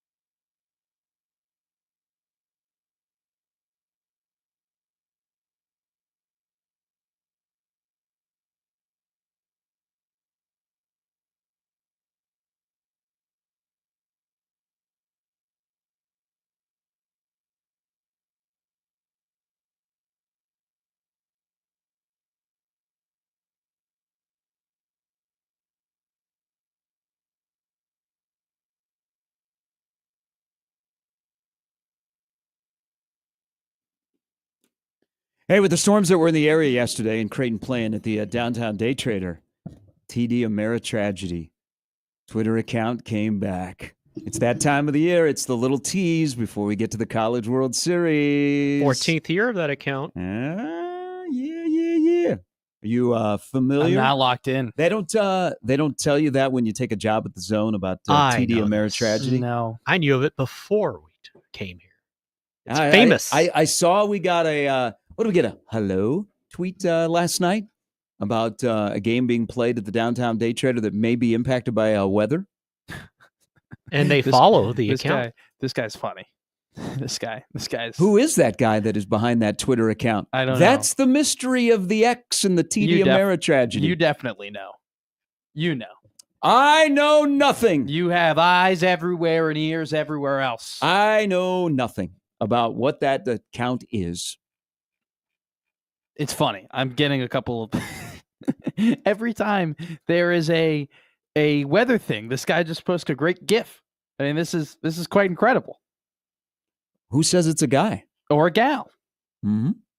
Who said it might be a host of people that are tweeting? They're everywhere. A team effort. Maybe it is the remnants of the storm that rolled through one College World Series night. Are you telling me that this TD Ameritragedy may be a syndicate of people coming together to tweet about weather and its impending effects? Well, it is a team effort. I think it was such an emotional night because people were saved. Mm-hmm. They were ripped off the streets of downtown Omaha and put into a shelter that had a full glass front. And what could go wrong? They felt a awakening that they were saved by maybe should have stayed outside instead of going inside where glass could have been falling. And, whirling around. That they're like, you know what? Let's all bond together and we'll have a Twitter account that is now on its 14th year. How many people follow that account now? 2,000. Yeah, we got to work on that. See, I've followed it since then. It's still beating me by double. Hey, here's what happens. I think during the College World Series, TD Ameritragedy picks up lots of followers. And then those followers don't stick around because there is comedy after the College World Series. You think and there's then a they peak? just start unfollowing TD Ameritragedy. See, I'm not a big fan of that. I'm not a fan of like spot following. Like if I follow you, we're in it like Jimbo Fisher said about committing. If you commit to Texas A&M, we're married. We're here forever. When I follow you, I'm not unfollowing. Never mind that chair. You know, if I'm with you forever because you got to do a lot to earn my follow. Okay. Got to do a lot. How many people do you follow on Twitter? 200. Okay, that's a low. That's a low. Yeah, follow. I think I'm at like 790 or something. I got two, but I'll tell you this right now. Before I started here at 1620 The Zone, it was under 100. Like I didn't follow it, but my For You page is pretty good. Like I don't follow everybody on my For You page. Like I get a good descent of things that I need to know from the For You page. When I started working here, I just started following. I mean, there's so many people out there with so much great content that I need to know about. So I just started following everybody. So we're up to 1,000, by the way. 1,000 Twitter followers. Which was the goal, I know right? that I know that you were very invested in my follower account when I started here. I mean, we got to bump it. We're steadily moving up. We're plus 400. That's pretty good. All right, we're headed starting. We're getting. All right, we're trending. 400 for 4 months. All right, let me. Speaking of Twitter here, while we're at it, today's another day of the portal. Let me refresh. Let me see what's going on. By the way, on a side note, because we have worlds colliding with the portal. Yes. So college basketball and college football portals are open. Iowa just picked up a lineman. So Bryce George from Ferris State has committed to Iowa. 3-time Division II national champion. Wow. Named Division II first-team All-American last year. So he is committed to Iowa. That is the latest. Not the Nico thing is not official, right? No. There's been no. It's all rumors. Okay. It's all like I That was mean, a good song. The funny thing is that 1 second I look at a Twitter account that says that the number has gone up. 1 second I look at a Twitter account that says the number has gone down. So I have no clue, but it hasn't been like he is a UCLA Bruin. I don't know. There were pictures yesterday of him moving out of his house in Tennessee. So pictures like the sleuth that saw Aaron Rodgers in a Malibu rental car in Pittsburgh? That same sleuth? Yes, that same sleuth of people were grabbing pictures of him moving out of his house. You can see he actually took Where is this at? Because I'm glad that I did not see this. He took apart his bed actually pretty impressively. He had a lot of furniture that he had to unattach. Hold on. Yeah. How much time did you have on your hands yesterday that you are looking at Nico moving out of his house? So there and was you a do know about reputable- furniture. Was it like his people, his dad was taking pictures, or No, was it like media, like the Knoxville News? I'm almost positive it was the Knoxville News that was taking pictures of him moving out of his place. I didn't bookmark it, so I don't know where it is, but I saw it. It was there. Like, it was hey, he's moving out. How about the Aaron Rodgers pictures? He flew into Pittsburgh, flew in not the main airport, but the downtown airport, rented a Malibu, and drove to he would rent a Malibu. the Pittsburgh Steelers facility. Good gas mileage. Somebody got word, and they He took should a get picture dissed of in the him. Malibu. I'll diss him in the Malibu. Okay. I don't want. So- I don't think we should spend any time on that clown. So no Nico yet to UCLA, but protect your players at all costs, because this is, first of all, yesterday was a wild day in the college basketball portal. I mean, absolutely wild. Yeah, The money has doubled, but this is where this thing has just gotten off the rails and it's being abused. There are players that have gone into the portal in college basketball that have no eligibility left. Like, what are they going to do? They're going to sue the NCAA? Now, I think in the summer, for beginning next year, there will be a lengthy discussion about 5 to play 5. Yeah. But right now, that's not in play. But you have players that were going into the portal yesterday in college basketball. They have no eligibility. They have exhausted their eligibility, even the COVID year. But they are in the transfer portal hoping that something will happen, or there will be lawyers and they will sue. But here's the other thing that is kind of, as we get towards some deadlines with the football and basketball portal, if I am a coach, I am checking with all of my players today, tomorrow, the next day, maybe all hours, because you are at a point where you have to take care of your own. There is so much money that is out there that has not been spent yet, that there are programs that are willy-nilly. They are in just spend mode, and they'll contact families and agents, and there may be players that you think are well secured that all of a sudden are in the portal, and you're like, oh, wait a minute. Yeah. There is a lot of money that is still available, and there are players that, hey, we didn't get our one guy, but we still have a lot of cash. Would you be interested? So this is the moment, like, coaches got to take care of their own, because football and basketball, Yeah. a lot of people are spending money, and there's a lot of money out there in the market. You know, you like the word broken. Mhm. The market is There's no market. The There's market, zero- the market values are very, very high right now, and so maybe some kids go, oh, okay, I hear what you're saying. The next thing they know, they leave, and you go, WTF? Like, look at college basketball. Look at Yesterday Baylor. had names yesterday in the portal, like Hagerty at Memphis, and you're like, excuse me? Well, That's what. Buckle up. It's going to Stojakovic- get wild here in the next week. Stojakovic out of Cal enters the portal, and he had a great season last year. And you're thinking, Cal has to be securing him. Cal has to be giving him so much money, like has to be making sure that out of anybody who's going to lead Do that they have team, money at Cal, though? I mean, everybody's going to get money. No, but does Cal have money? Like singularly, right now in the portal, probably not. But you would think that you have to have some sort of money, and if you're going to protect a guy on that Cal roster, it would be him. Now, let's. I don't know. I think Cal is in so much. Well, I mean, look at what look happened at with the running football. back. Yeah. I mean, we're talking basketball, and you're also talking about Cal Berkeley. Sure. They've got financial issues, and I don't know. I have no idea what their NIL is like. But going back to your point, I want to give you some kudos. You said this in January, that this college basketball transfer portal was going to be absolutely hectic. When I saw that Dane Danger was in the transfer portal yesterday, That's right. I go, what? I go, how? He's done. What do you mean? I've seen this guy play everywhere. He was at Baylor, then he was at Illinois, then he went over to A&M or Memphis. Like, you're like, where what? And then you, like, I see the Goodman tweet, doesn't have any eligibility left, and he's in the portal. You're like, what the hell is going on? That is an abuse of the system. And another but thing, you know, there'll be people that there'll be people that look at how we got the junior college year. There will be players that will lawyer up and they will sue the NCAA. So I think another thing too, though. Well, we just had a name into the portal. I'll share it. Okay. When you get done here. Real quick. You talk about the money being a factor. I think that the teams that were in the Final Four this year, though, were a major factor as to why this is going on, why teams are just grabbing players out of the blue. Because what is the commonality of those 4 teams that were, and you can even extend past to the 8 teams that were in the Elite 8? Depth.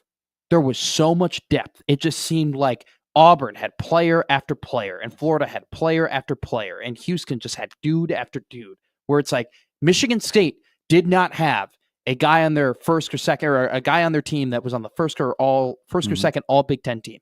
Yet because they just had guy after guy and depth after depth, they were able to go far in the NCAA tournament. I think teams are just looking around being like, okay, even if it's like we have our starting 5 set, we still have this money. Let's just go and let's just stockpile and we'll figure it out. And if some of these guys sit, it's whatever. We're still paying the money. We have the ability to do so. We just have to stockpile. So I think it's not just the money. It's also looking at what happened this year in college basketball and seeing the teams that were successful. Teams are kind of copying some of that model. Simeon Wiltshire is in the portal from St. John's. That was just announced. Wow. John Rothstein, who had one of the worst tweets ever yesterday. Yeah. Oh, my Lord. That UConn's Aiden Mahaney is not going to visit Florida State. You know, yesterday was a rough day in Tallahassee on the campus, and that was his tweet yesterday. His tweet this morning, Simeon Wiltshire, who his brother, you're familiar with, played at Nebraska, finished with a cowboy hat at Texas A&M. Simeon Wiltshire averaged 8 points a game. Isn't R.J. Lewis still looking for a home? R.J. Lewis, okay, I also don't like this either. I hate the whole, I'm in the portal, but I might go to the draft. Like, why? I think it is a smart move to protect yourself. Oh, from a like athlete perspective, yeah. Like absolutely. It's good for the athlete. I think for the teams and everything like that though, and like trying to figure out like who's in and who's out and like the negotiation tactic and like just from a like media fan optic perspective, it's kind of like, I don't know. I kind of like everything settled. I like to have the draft pool. I like to have the transfer portal. I like one or the other, you know? I think you can enter the transfer. It is what it is. That's just me preference. I'm just preference. It's just a preference thing. I like to have 2 pools. Two guys that most recently were at Omaha. They went into the portal and they also went into the NBA draft. So they went into the NBA draft while maintaining their eligibility, but they were in the portal, and both of them just wanted to see what their value is, and also to get what I need to work on. Frankie was not going to go to the NBA draft. Markel Sutton is not going into the NBA draft.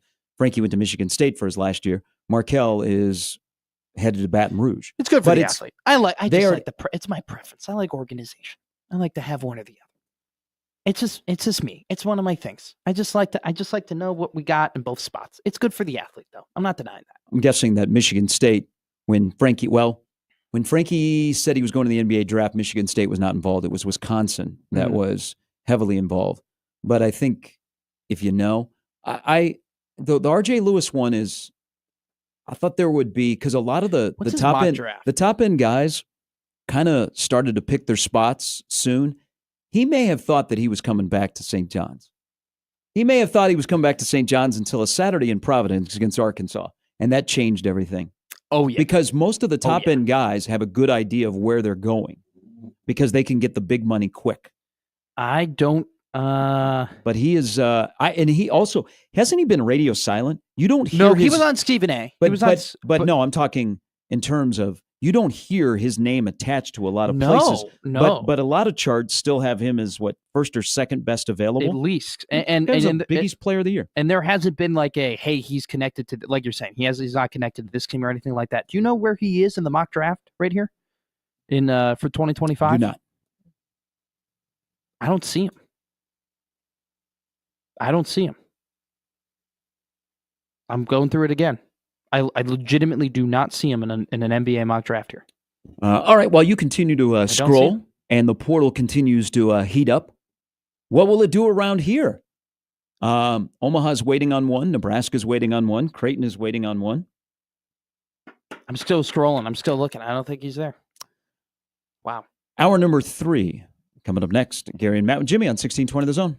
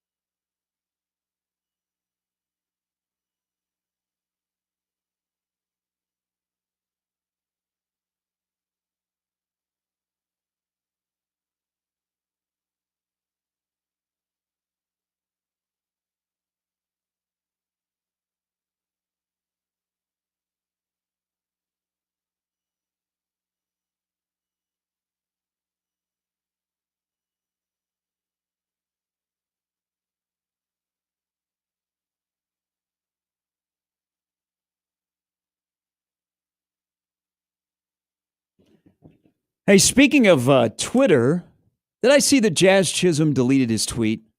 Yeah, I saw that. That happened. So he did delete it. He did delete it. That was that was on the ticker today on ESPN. And he deleted his tweet about bashing the MLB umpires. That is a legendary move if you missed it last night. So Jazz Chisholm, playing for the New York Yankees.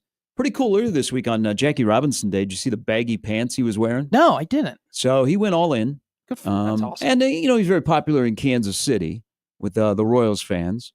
Last night, Tampa Bay is hosting the Yankees. So the Yankees are playing as the visiting team in their spring training home. Yes. And Jazz Chisholm gets run last night. Mm-hmm. Strikes out. He gets after the umpire. Says it's a BS call. John Boy will have a full breakdown on it. Can't wait. Boone comes out of the dugout. He makes sure that Chisholm doesn't do anything out of the ordinary. So they walk him back to the clubhouse.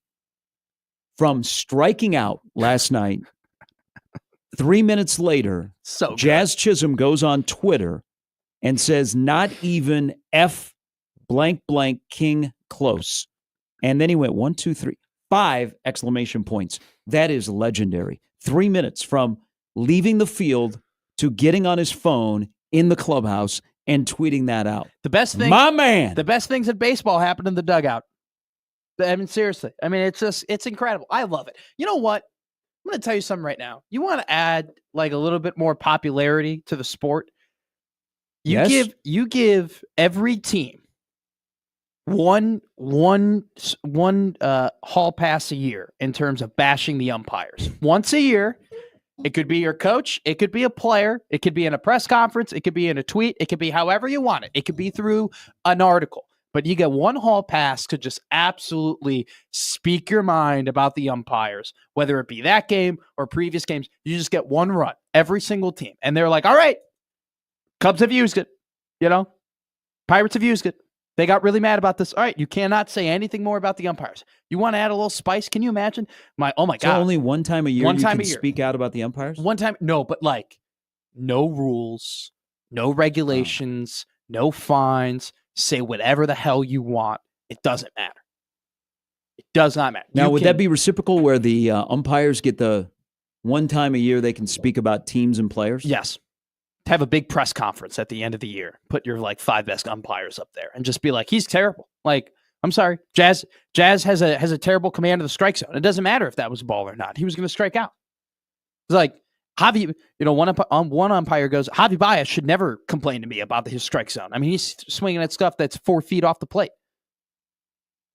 So yeah, have it go both ways. But once a year, you were just able to absolutely bash an umpire. That would be, man, the PR that would come from that, the articles that would come from that, the attention that would come from that. You're the idea guy. You give a lot of ideas. Would, get this people is my excited? idea. Oh my God. A tad bit uncomfortable. Can you imagine if it was a really bad game, you're watching the game? Like, you remember 2 years ago, Angel Hernandez was on live TV, was on national TV with the Phillies, and Schwarber got thrown out because he slammed his bat, and Angel missed literally 40 calls that game. You're watching that game, you're like, man, both these teams are going to use their hall pass. Both of them are going to absolutely bash Angel. I can't wait. You tune into the post game. They're just like, oh my God, he's the worst umpire of all time. Then each player, one after another, just starts going in on him. It would be must-see TV. Must-see. I wouldn't want to limit myself to one time. You get one? No, because we cannot make this a habit. We cannot make... So you can't say anything else the rest of the year? The rest of the year, you can't break the rules. The rules are the same. But you get one once a year. You get your one, hey, this is it. You tell the boys in the clubhouse, hey, boys, we're using our one. Say what you want about tonight's crew or any other crew from past nights too. Oh my God. The press, the PR, the articles that would come from it would be incredible. It'd be great for baseball. Colin writes into the Equitable Bank inbox. Watching my Yanks beat the Rays yesterday in Steinbrenner Field was a weird experience. Boone said he didn't like his view from the dugout. Because usually in spring training, the managers will sometimes sit outside next to the dugout. They don't necessarily sit inside of the dugout. Said didn't like his view. It felt like a Grapefruit League game. The Yanks weren't home, but were. Can't Tampa just figure out the new stadium deal already? Don't you think the Yankees kind of have an unfair advantage? I mean, just it's this year time because they play fixed. so many games in the dimensions of their stadium. Because this is a question for you. You would know Mhm. this more than I do. I've always just watching baseball and seeing how they construct rosters. At least I have the belief that when a general manager puts a team together, they construct that roster and especially that lineup to where the dimensions of the stadium are, right? Yeah. So with the Yankees, they've built a lineup that obviously is conducive to playing 81 games Mhm. over at Yankee Stadium. Now they get a lot. What was it? 9 other away games now, or 12 other away games? I don't know the exact number of away games they play at Skybrenner Field. But now they get an extra amount of away games played in a stadium that is conducive to how they've built their lineup. Like that's pretty good for the Yankees. Yeah, but they didn't know No, I until know. the middle of the I'm winter not that talking. they were playing there. Let me redact that. Not an unfair advantage. They didn't do anything to earn it. They didn't do it. They haven't rigged the system to do it. Like they didn't do anything unfair to have that circumstance be the circumstance. But it is good for them in a way that, hey, they're playing extra games in an away stadium that is that their roster is built to hit well in. Yeah, the way the ball carries is a little bit different in Tampa compared to Yankee Stadium. Good point. I mean, they're smart to construct their lineup for the short porches at Yankee Stadium. There's no doubt about that. Exactly. I think this is Colin's point. I mean, hey, the Tampa Bay Rays are very lucky that they're in an area that has at least some facilities that they could go and play in. I mean, this is natural disaster came through, ripped the roof off. I mean, they were planning to play. They were planning to play at Tropicana Field. Yeah, they've done a really good job. So, and somebody that used to work for me is on the community relations side of the Rays, and they've done a really good job. If you've watched games from there, it looks a lot better than Oakland, and both are playing in minor league stadiums. Now, there's a AAA team that plays in Sacramento. There is a low A team that plays in Tampa, the Tampa Yankees. But I think they've done a really good job in Tampa. I mean, they put in a whole new field. Yeah, I mean, they've reconfigured in terms of signage, all that stuff. So it looks like the Rays are home. It looks better on TV than in Sacramento, where by far people aren't going to the games in Sacramento. That's a rough watch. But almost every game in Tampa, it's actually been packed. And you could say, well, I mean, it's kind of been a normal crowd. If you get 14,000 at the Trop, you can put 14,000 at Steinbrenner Field, and it looks like, hey, this is a fun atmosphere. Sure. So considering the circumstances, I think Tampa's done a really good job. But last night was awkward because the Yankees, the Yankees in most spring training places, because that's where you spend the majority of your time, the home clubhouse and the amenities are a lot better than the visiting one. Sure. So you're used to this gigantic clubhouse that during spring training houses 60 guys. Yeah. For visiting clubhouses for spring training, they're much smaller because team rolls in and they just basically have 30, 35 guys that are going to play that day. Sure. So you don't need as much space. So I'm sure that was a little bit awkward. And guys that, where do I park? Do I get to park still in the main lot that I do during spring training? Or, how, but it was, that is, but it also, most Marlins and the Rays, the people that are in the stands are the fans of the visiting team, kind of like what's happened in Vegas. Sure. Man, there were a ton of Yankee fans there last night. Yeah. It felt like a Yankee home game. So I saw the Rays play Boston. Mm-hmm. That was a night game. And then I saw, obviously the Cubs played Oakland to begin the year. Weird statement. We can move past it regardless, but you're talking about how it looks much better in Skybrenner Field than it does in Sacramento. The lighting is a lot better at Steinbrenner Field. I don't know if you noticed that. It just seems like it's just easier to watch. Like it just seemed like sometimes it was a little dark in Sacramento, and it just seemed like I don't know. It just didn't seem like a big ballpark, like a big league park field. At Steinbrenner Field, like I know it's a weird thing to say, but like the lighting and how the grass looked and how the dirt looked and how people were just moving on the field, it didn't feel like, hey, I watch the Oakland games. You could tell, hey, they're in a minor league ballpark. Yeah. If you're just watching the field, if you're just looking at the field, I can't really tell that at Steinbrenner Field, which once again, what they've had to battle through over there with the Tampa Bay Rays, moving everything and having to get that ballpark ready, it's been nothing but impressive. All right, you want to do the big board here? Yeah, let's do it. Okay. All right, this is the weekly. I guess has it become a weekly thing? Every Friday. I like it at this point. How's I haven't even seen it our return rate? Are you as good as Corso? I saw Corso is what? It's 66% He was at, which by the way, all time. Is that impressive? 66%. If he's not betting against the spread, he's just picking who's going to win. Yeah, straight up. Like Todd Furman has always had this firm belief. By the way, friend of 1620, that the good professional gambler is at what, 57% win percentage? Yes. Is that right? And then, but it's also about the unit play as well. Like Brian Edwards, who comes on, like he always talks about, I'm going heavy on this game, heavy on that game. So it's like not necessarily about the record. It's like if you bet a lot and you win a lot, it's more about the unit play. All righty. You want to raise it up just a little bit, Jimmy. We got a loaded big board, and we have a bonus pick on the back today. All right. What is our win percentage here on the Friday big board? Okay, can I be honest with you? I don't know, but I have all the previous big boards in the car. Okay. So I can, during the break, I can go and grab it, and I can give it to you. Next Friday, we'll give us an update. Last big board, we were 4-2. Okay. Okay. Not bad. We'll start. I know this is like, okay, my thing about baseball betting is that I wait a little bit into the year until I have a better grasp of like who's doing what, and so I can be more confident. But I've watched a lot of Cubs baseball at this point to where I understand big the team. 8-game homestand starts today against the D-backs. And the D-backs are playing pretty good baseball heading into this. They're on a 5-game win streak. But Corbin Burns is on the mound today. Does it count if you've won games against the Marlins? So that is my point. They've won 5 games in a row. They haven't played good competition. They just swept the Marlins in 3. So like, this is why the Cubs are plus. I think they're plus 1. I don't know why I put 150. I have 2 different numbers on here. Regardless, they're plus to win today.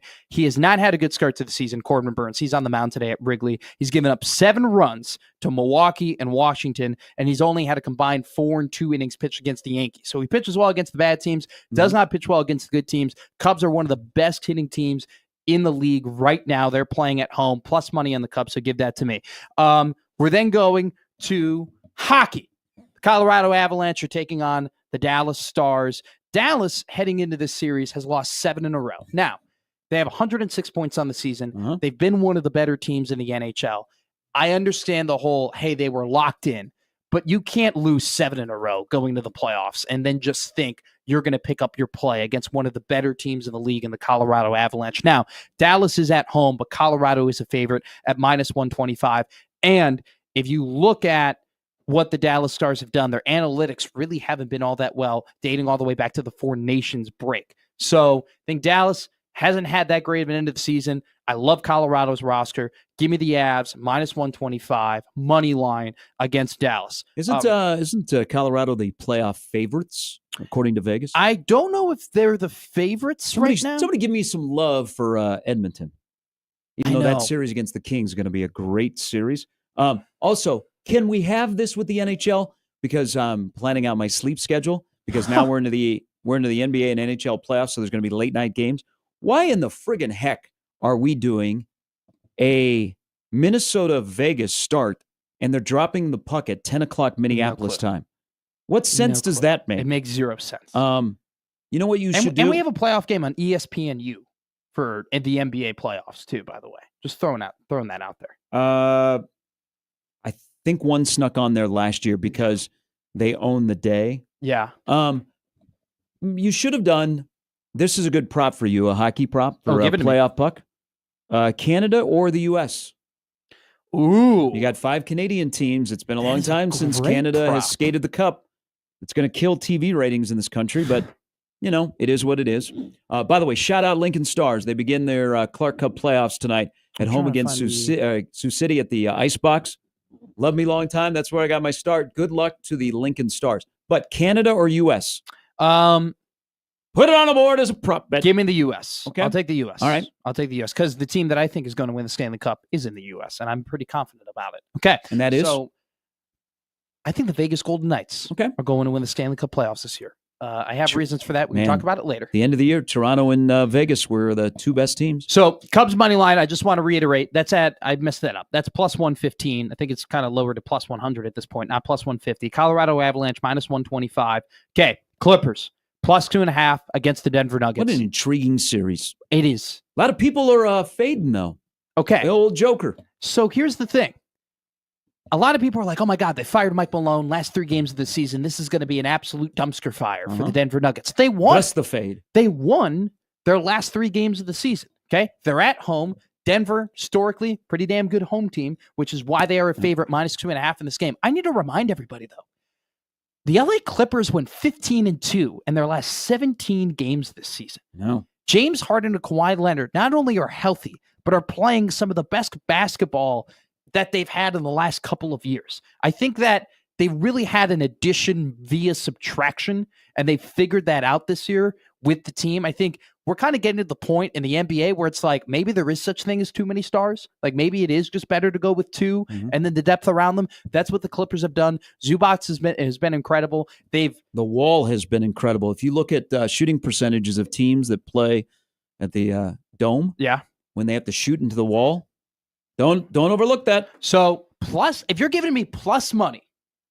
plus points, I'm getting plus 2.5 on a team that is one of the best in the NBA to end the season against a team that has a ton of locker room disarray, that just fired their coach.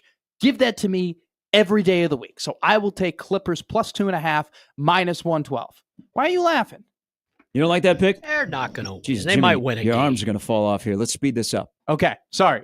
Justin Thomas shot a 62 yesterday. He's plus 230 to win the RBC Heritage Invitational. He's up 3 shots. I think it's pretty good odds. JT didn't play terrible at the Masters. Didn't play great. Played damn well yesterday. Flip the big board over real quick, and we'll finish this. This is my lock of the day. Yankees versus Rays. All right.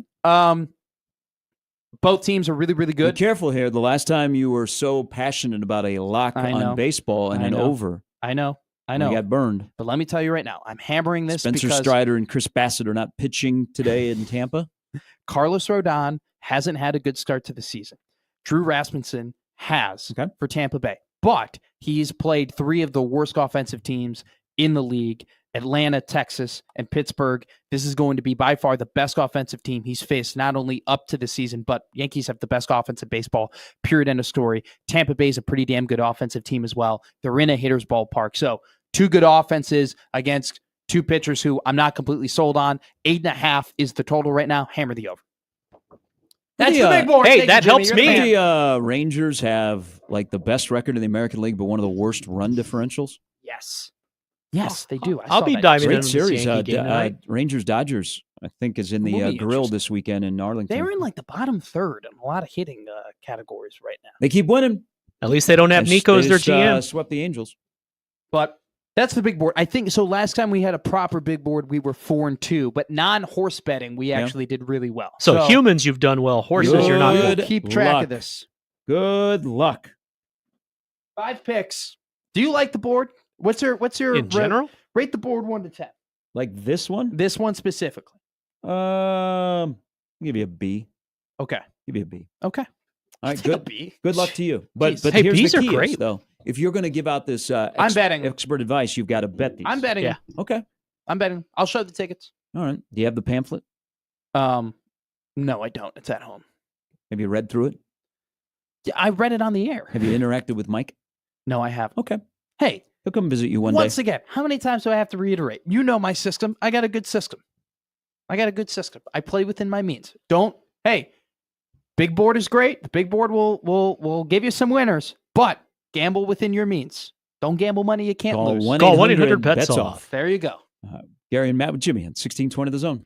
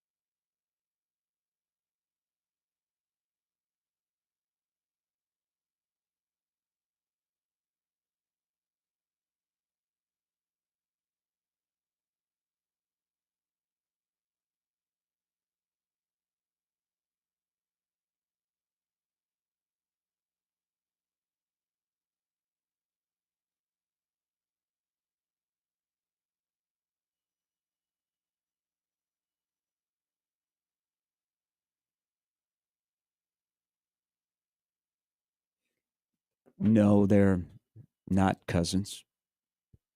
You said they looked like they could be related. I said, are they not cousins? No, I said that like as if they, oh my God, they really do look like they're related. They look like they could be cousins.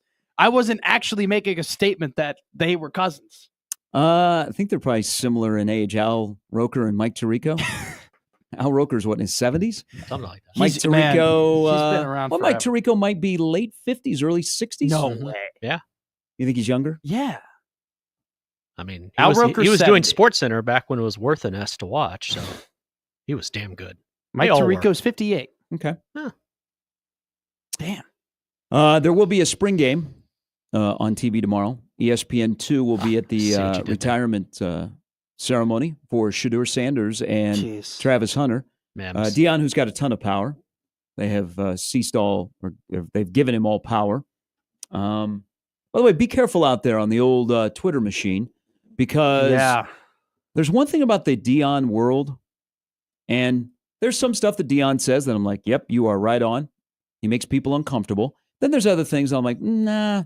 He said something yesterday about something that would be more up your alley that people are pushing back on. They don't believe what he said. But he, if you happen to dabble in the world of anti-Deion, he has got a following that will clap back like none other. He's got his online army to attack critics of Deion Sanders is fierce. He's got a posse. Yes, he does. He's got a full entourage of people, because there's and even in the media too, I've seen this. We're there because he worked at NFL Network and he worked with people like, don't forget Mark Jones. Mark Jones, but Rich Eisen too. And like Joel Klatt as well. Now I think Klatt is really good at because he was a buff, so he kind of teeters that line pretty well. But there is a entourage of not only just fans who loved watching him, who loved who he was as a player, both in baseball and football, and then now he's a coach who are with him. But he's got a media core as well. Like that is like, hey, like he's got a ton of power. He does. He has a lot of friends, but he also has a ton of power, and he has the most power of anybody at Colorado. That he would be able to push this through. That no waiting period. 12-2 will be retired tomorrow, and he was asked about it, and we know why 2 is being retired. Even though there is a better 2 in Deion figures that should be retired, it's the name on the back. I mean, sometimes you can't run away from nepotism. You got to lean into it and you got to embrace it. Some people like Brian Ferentz, they love their nepotism. It keeps them employed for a lot longer than they should be. Yeah. But tomorrow, ESPN, which glazes Deion, they're going to show it on ESPN2.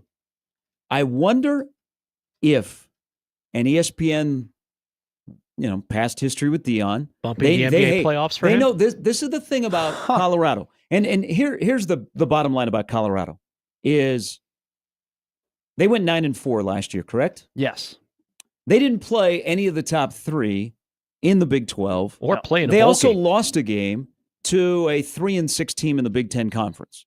So they won 9 games, but let's don't go crazy. And by the way, they beat a Baylor team that wasn't that good off of a miracle play that everybody just forgets about. But we are about to find out, without Travis Hunter and Shedeur, and now year 3 of Deion, how much of the Deion bump will still occur, because ESPN's smart. ESPN is in the business of making money. They know people are going to put eyeballs on Deion.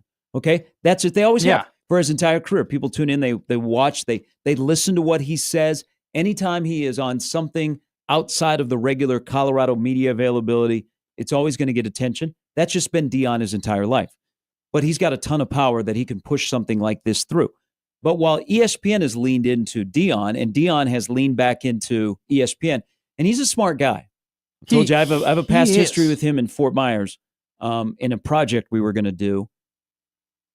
He knows how to use people, okay? Use the right people to get his message across. Now, he's not dumb, okay? He actually is very, very smart. Yeah. But while ESPN has used Colorado and ESPN has gotten a bump, I wonder if there is an opening in Chapel Hill to do the same thing with a past history of a relationship, where ESPN has been tied into Bill Belichick in his year of sabbatical.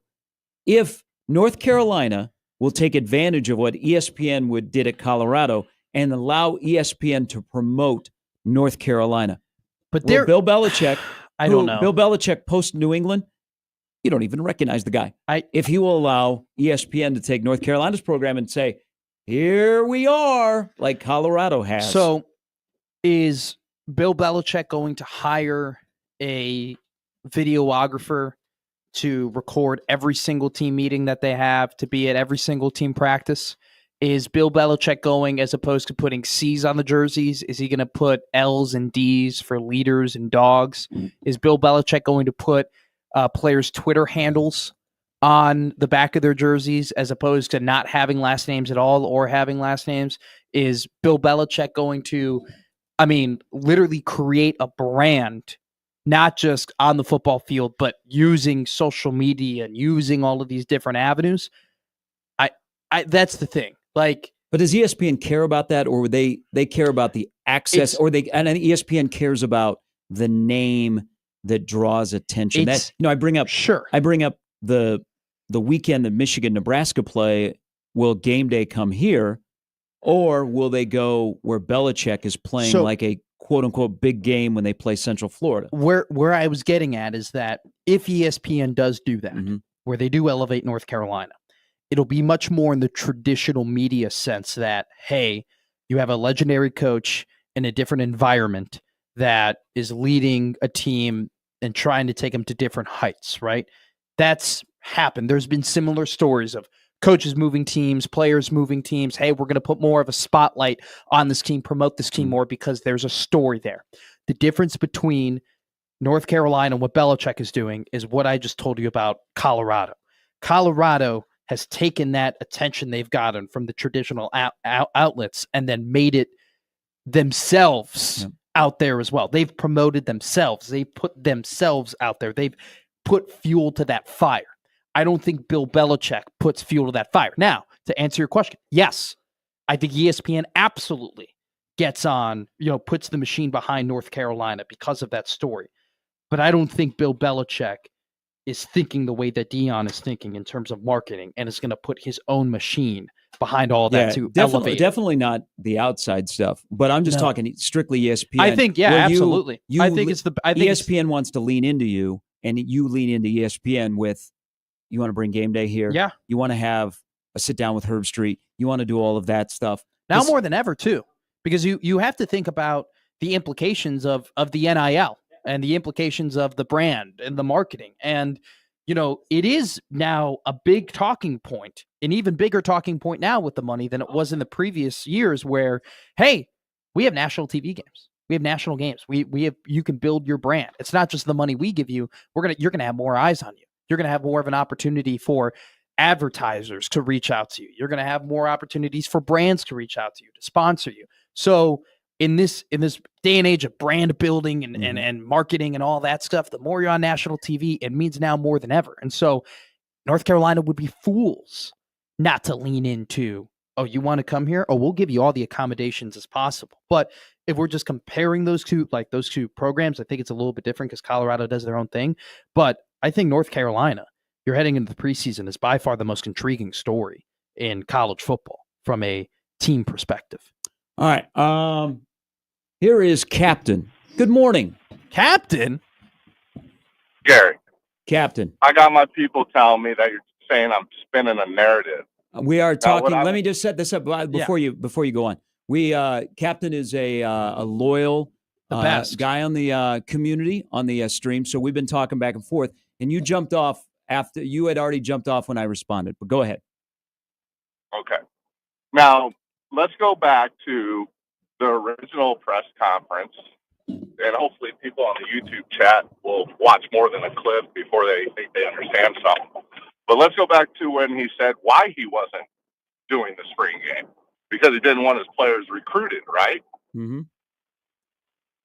And so you say he's playing it because he wants to help out the guys that supposedly aren't grandfathered in. Yes.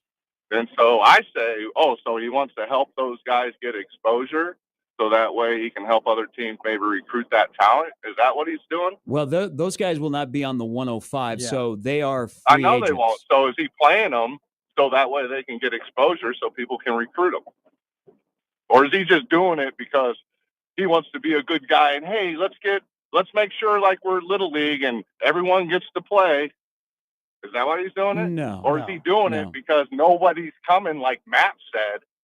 And listen, the money that's not getting put into the city of Lincoln because the spring game isn't going to be what it is, it doesn't go unnoticed. So I don't know what the hell you're talking about me spinning into my narrative. It's not a narrative. So you think that this move was done, because that's what I said to Matt. You think this was done because he felt pressure from owners, business owners in Lincoln and his athletic department, that they were not pushing tickets, that he needed to do something? I didn't say that. Okay. I said that the money wouldn't go unnoticed if people weren't in Lincoln for a spring game. I didn't mention any business owners. I've always mentioned the fans. The business owners, the business owners is just like the stadium. If you can have one business owner go into the stadium and it doesn't make a difference, have all of his customers go in there, it's going to make a big difference. Matt's correct. They're doing it for money. They're doing it for numbers. They're not doing it all. Captain, I'll say this. So hold on here. Let me go ahead, Gary. This was his idea. This was not anybody else's idea. His chief of operations had no idea until he was standing at a podium that they were doing this yesterday. His team didn't know. He didn't tell them until he walked out to talk to the media that they knew. One of the number two in charge in the athletic department didn't know. He had a moment. Okay. He also How thought. Do you know that, Gary, for a fact? How do you know that? Because I asked a question yesterday of somebody that is involved in the game, and that's what they told me. They were surprised that this happened. One person told you something. Well, that person would know. Would know that they did it because it has nothing to do with the money. It has nothing to do with attendance. It has to do with what? It has to. I'll just say this, Captain. I was at the press conference, and I want to reiterate this. When he said the reasons as to why the spring game, why they're going live now, about we want guys who won't be able to play here anymore, have one last game at Memorial Stadium. We need to get down to the 105, and we're going to have guys compete for that. And we need to get guys to have, we want guys to be able to have tape. When he said those three reasons, there is no part of me that doesn't believe that those were the core reasons as to why they were doing it. If you were in that room when he said that and saw the emotion and saw the fieriness from him, there is no reason to not believe that those were the main reasons why he did it. Now, me personally, just looking at the landscape of it all, looking at the fact that there wasn't a ton of interest in this event, looking at the fact that revenue and getting money is a very important thing, it is of my opinion that, yes, money and getting more people in seats and making this a bigger event might have been a part of this decision. But I do not think at all that this decision was solely made or only made for money. I think it was a part, but this decision was, without a doubt in my mind, made because of those three reasons more than anything. And you know what? And here's another thing too. Captain. Let's ask this question, because I brought that up, and that's what I think. At the same time, does it really matter if it was for money or not, or if it was for the reasons he's saying? Because more people are going to come, more money is going to go to the athletic department, and that's good for everybody.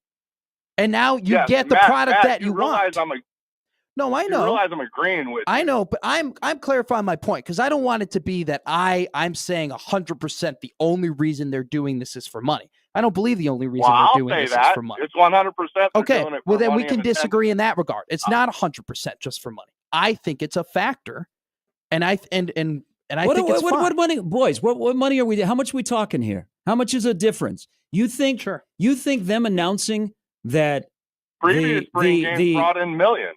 Okay, they're not all of a sudden this decision yesterday to have some live football, which may be just 3 to 5 series, is going to draw an extra 50,000 people. Okay, what money? How much money are we talking here? Are you saying that Matt Rhule, spur of the moment, decided to have a spring game? That decided to have some live practice. He had a spur of the moment with Like he that thought, day, hold on, he decided Cap, Matt Rhule, Cap, well hold on. thought out Matt Rhule decided he was going to have that day. Nobody talked about it for a week beforehand or nothing. Why would people that were involved in the game not know and were taken aback yesterday? They were. And I'm not the only one. If you were in the room, there were athletic department officials that were there that always come to whenever Rhule just talks just to hang out. Same 4 people there, and he pointed at shocked. He pointed at them, and I was sitting right by them, and they were laughing and kind of taken aback. If I'm being honest with you, I was there. This is my opinion. He thought that the players extra that they had, and they were under the understanding that they would be grandfathered in, and then as the courts and the NCAA in the last 10 days got together, there was no grandfathering. It's 105. And so they've got to cut 28 players. And he decided, you know what? We're going to give them the opportunity to get some tape. They're going to be in the portal. You will see next week, guys will be in the portal, but they will play in this 3 to 5 series scrimmage or whatever, okay, to help them, because he thought that they would still be part of the team with what the NCAA and what they were hearing. Things changed. He was flexible. He had, I think he had a moment, and he said, I'm going to do this for them because this is about the players, and this is what we do in this program. On the same day he announces this, he has a 3-minute speech about Jack McAllister and how they did him dirty, but now they're going to do him right. I think that's kind of talking out as you know what when he says that. He's like, because you're taking care of your kids for one, and when you tell the people that, well, hey, we're going to show the kids we don't want, come and take guys that can't make. You're giving them opportunities. They're not going to be part of your 105. So what do you want? You just want to kick them to the streets and not give them an opportunity? An opportunity to play? Or an opportunity to say, hold on, I know you think I'm not part of the 105. I'm going to go out there and prove it. Are they going up against number ones? Are they going up against the other scrubs? What kind of opportunity are you showing them? Hey, let me show you play here. You go play against these scrubs, and that way you can show. They're playing against the guys that they're fighting to beat in order to make the 105. Cap, I appreciate it. I always appreciate the conversation. We're going to agree to disagree here, but that's okay. Amen. All right. Amen. Thank you, my guys. friend. You guys have a good one. Thanks, Cap. All right. Take a break. We'll come back. This is a good convo. Way overthinking this. Yeah. But you're telling me money. Give me some numbers. Give me some numbers. Because are we talking now $1 million are going to be the decision yesterday all of a sudden brings in $1 million? You know what it's going to bring in? It might bring in 3,000 to 4,000 extra people. This is not a game. They're not all of a sudden dropping everything. I think they're probably going to go do 3 to 5 series. They're going to have some live. This is going to be like the last game of the preseason of the NFL.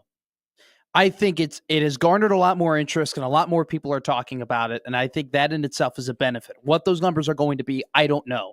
But the money is money.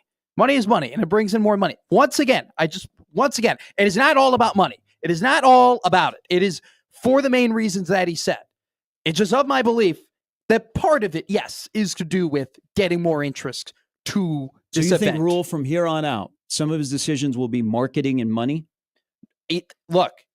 This was that's an uncomfortable road to go down. I think in this day and age, it's some of the decisions you have to make with the money that you need in order to pay players. I'm not saying all of his decisions need to be about marketing and money, but I do think there does need to be at least some part of it, at least some part of thinking about the revenue that you can bring in, because the revenue you can bring in helps get you players. I'm not saying that he needs to become some marketing master and think of all the different ways he needs to get money. No, he needs to figure out ways to win football games in the fall. That needs to be his main objective. But as we get into this with him having as much power as he does, there needs to be just a little bit of a thought toward that, in my opinion. All right, coming up a little bit later, Matt Verzal will stop by. We'll get through some comments on this discussion where there will be live football, at least something that looks like live football coming up next Saturday. Volleyball still greater than live football? Whole question? Probably. Gary and Matt on 1620 The Zone.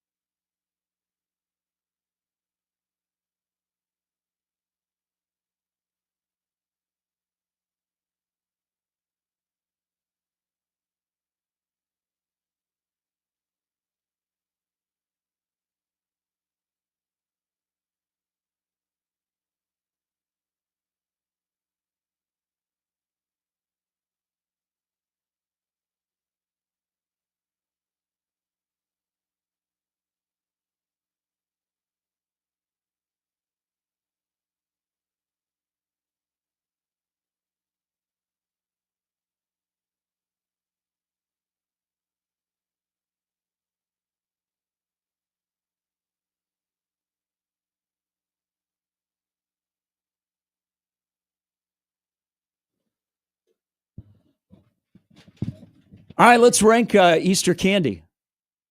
Cadbury Cream Egg number 1. Ooh, you didn't even hesitate. No, it's not even close. It's Cadbury Yeah. Cream Egg number 1, and then nothing else. I don't eat any other Easter candy. No Peeps, no chocolate bunnies. I only no know white one person that chocolate likes Peeps. or anything like that. I don't eat any No of that jelly stuff. beans? No, because I had a bad experience with jelly beans. I accidentally ate one of those vomit jelly beans. So I grabbed a Mhm. I grabbed a And the flavors changed. I grabbed a jelly bean bag I that I like the did not licorice know had good jelly beans in it and bad jelly beans in it. Okay, so one jelly bean flavor could be this, and one jelly bean flavor could be It's that. the Jelly Oh. Belly where they trick The So you. Jelly it's- Belly? Yes. Oh, okay. And so I grabbed what I thought was a peach, and I ate a vomit tasting, and I have acid reflux. Ooh. So I threw up after I ate the vomit jelly bean, or even after I just So it lived up to bit its into name. it. So I vomited. So I don't do jelly beans. Okay. I have that a bad experience. perfect excuse. I'm Done. glad you explained, because I was a little worried there that there were like the white and black Right. jelly beans. See, No, I'm no, weird. no. I love I- the black jelly beans. I don't do We jelly love them beans. in our life, but then again, Do you like black licorice? yeah, my soul's black, so it works. My heart's black. It's delicious. In fact, Gary, you'll love this. No. Next to we got a little candle on the island there. I want to make the place smell good. There's a big ass like bowl of just black jelly beans. What? Beautiful.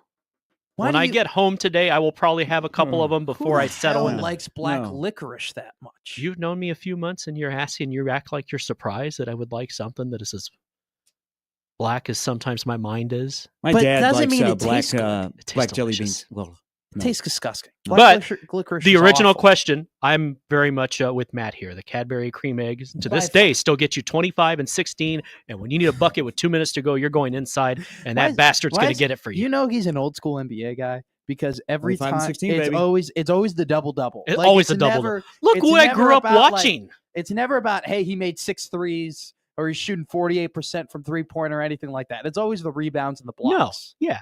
You're not stopping when someone is dominating inside. Shout out Hakeem Olajuwon. Here is Sam. Sam, thanks for holding. Good morning. Welcome to the show.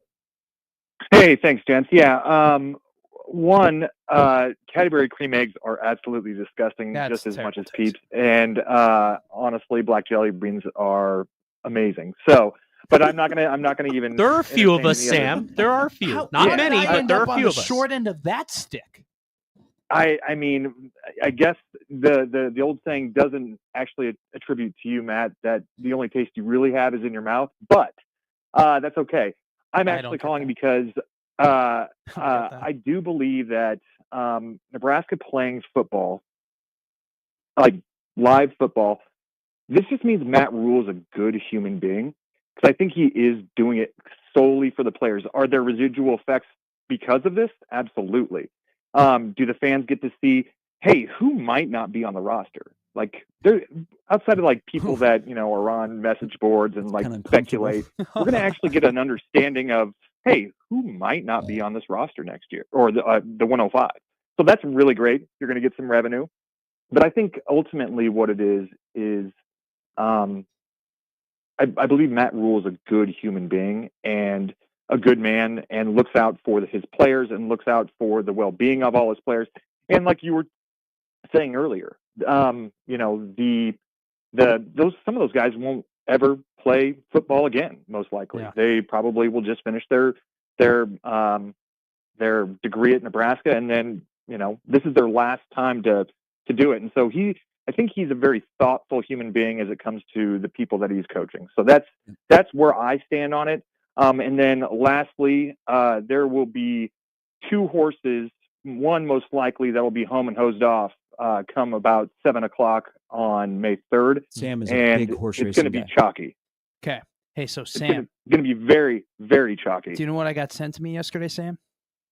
What's that? Horse? I got sent to me my Kentucky Derby preview from my Mikey. Mikey's the guy that used to place my bets, and him and I have a good relationship. Mikey sent my preview yesterday. I haven't opened it up yet, but I'm incredibly excited to read about the Derby and how much money we're going to be making, Sam.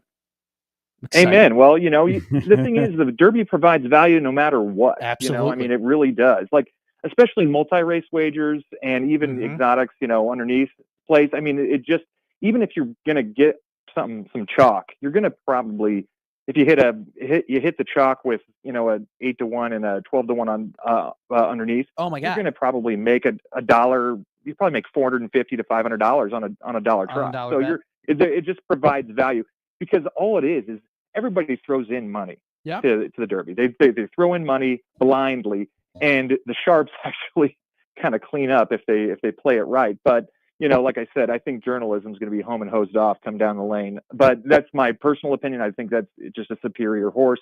But I mean, I do think Burnham Square is going to probably have something to say about it. Ian Wilkes actually doesn't press his horses all that hard, and he was cranked up for the Bluegrass, and he nipped that horse on the wire. I loved Burnham Square at the Bluegrass. He looked absolutely incredible. So I like that pick, and I think you'll be able to get value off that as well. Yeah, I don't know. I got to watch it. What do you think of Sandman? I got to watch a little bit of Sandman. And a lot of people like Sandman. I like Mark Cassidy and I like Jose Ortiz. I think they're both. Yeah. I think Jose Ortiz kind of lives in the shadow of his brother, but I do think that he's been riding really well of late. He changed his tack to Louisiana this last winter season, and he just smoked everybody.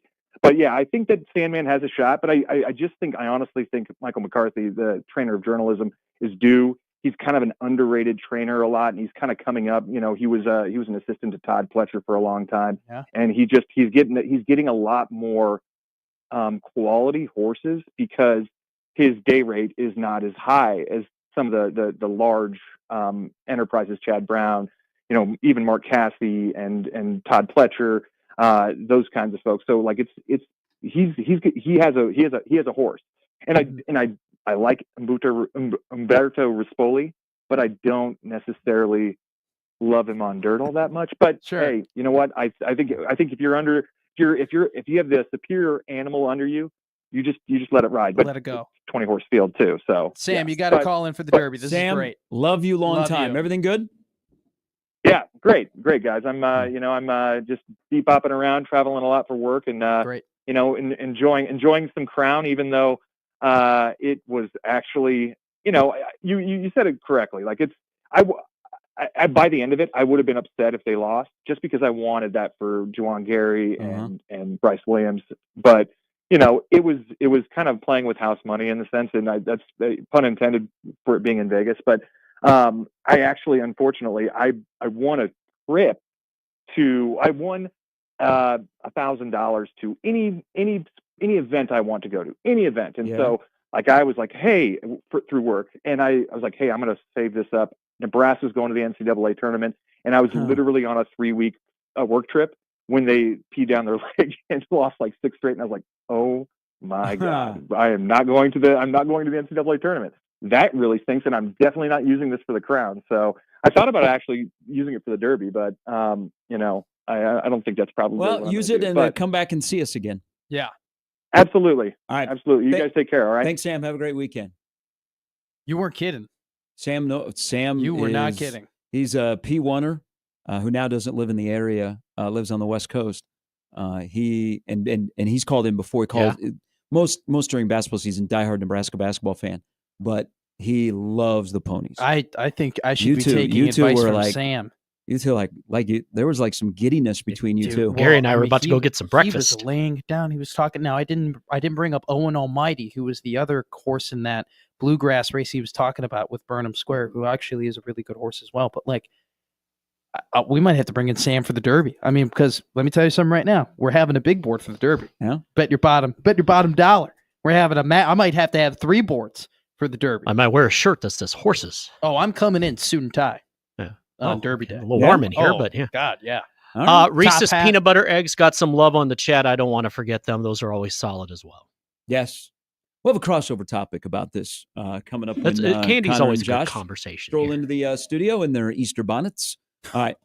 One more hour to go before the weekend. Matt Verzal will join us within the hour. And there are a lot of people that have their favorite WrestleManias. There was a WrestleMania that included a local product that was ruined by Hulk Hogan, but it was enhanced by Gorilla Monsoon and Jesse the Body Ventura. We'll do that in the last hour. I was in the Baja. 16:20 The Zone.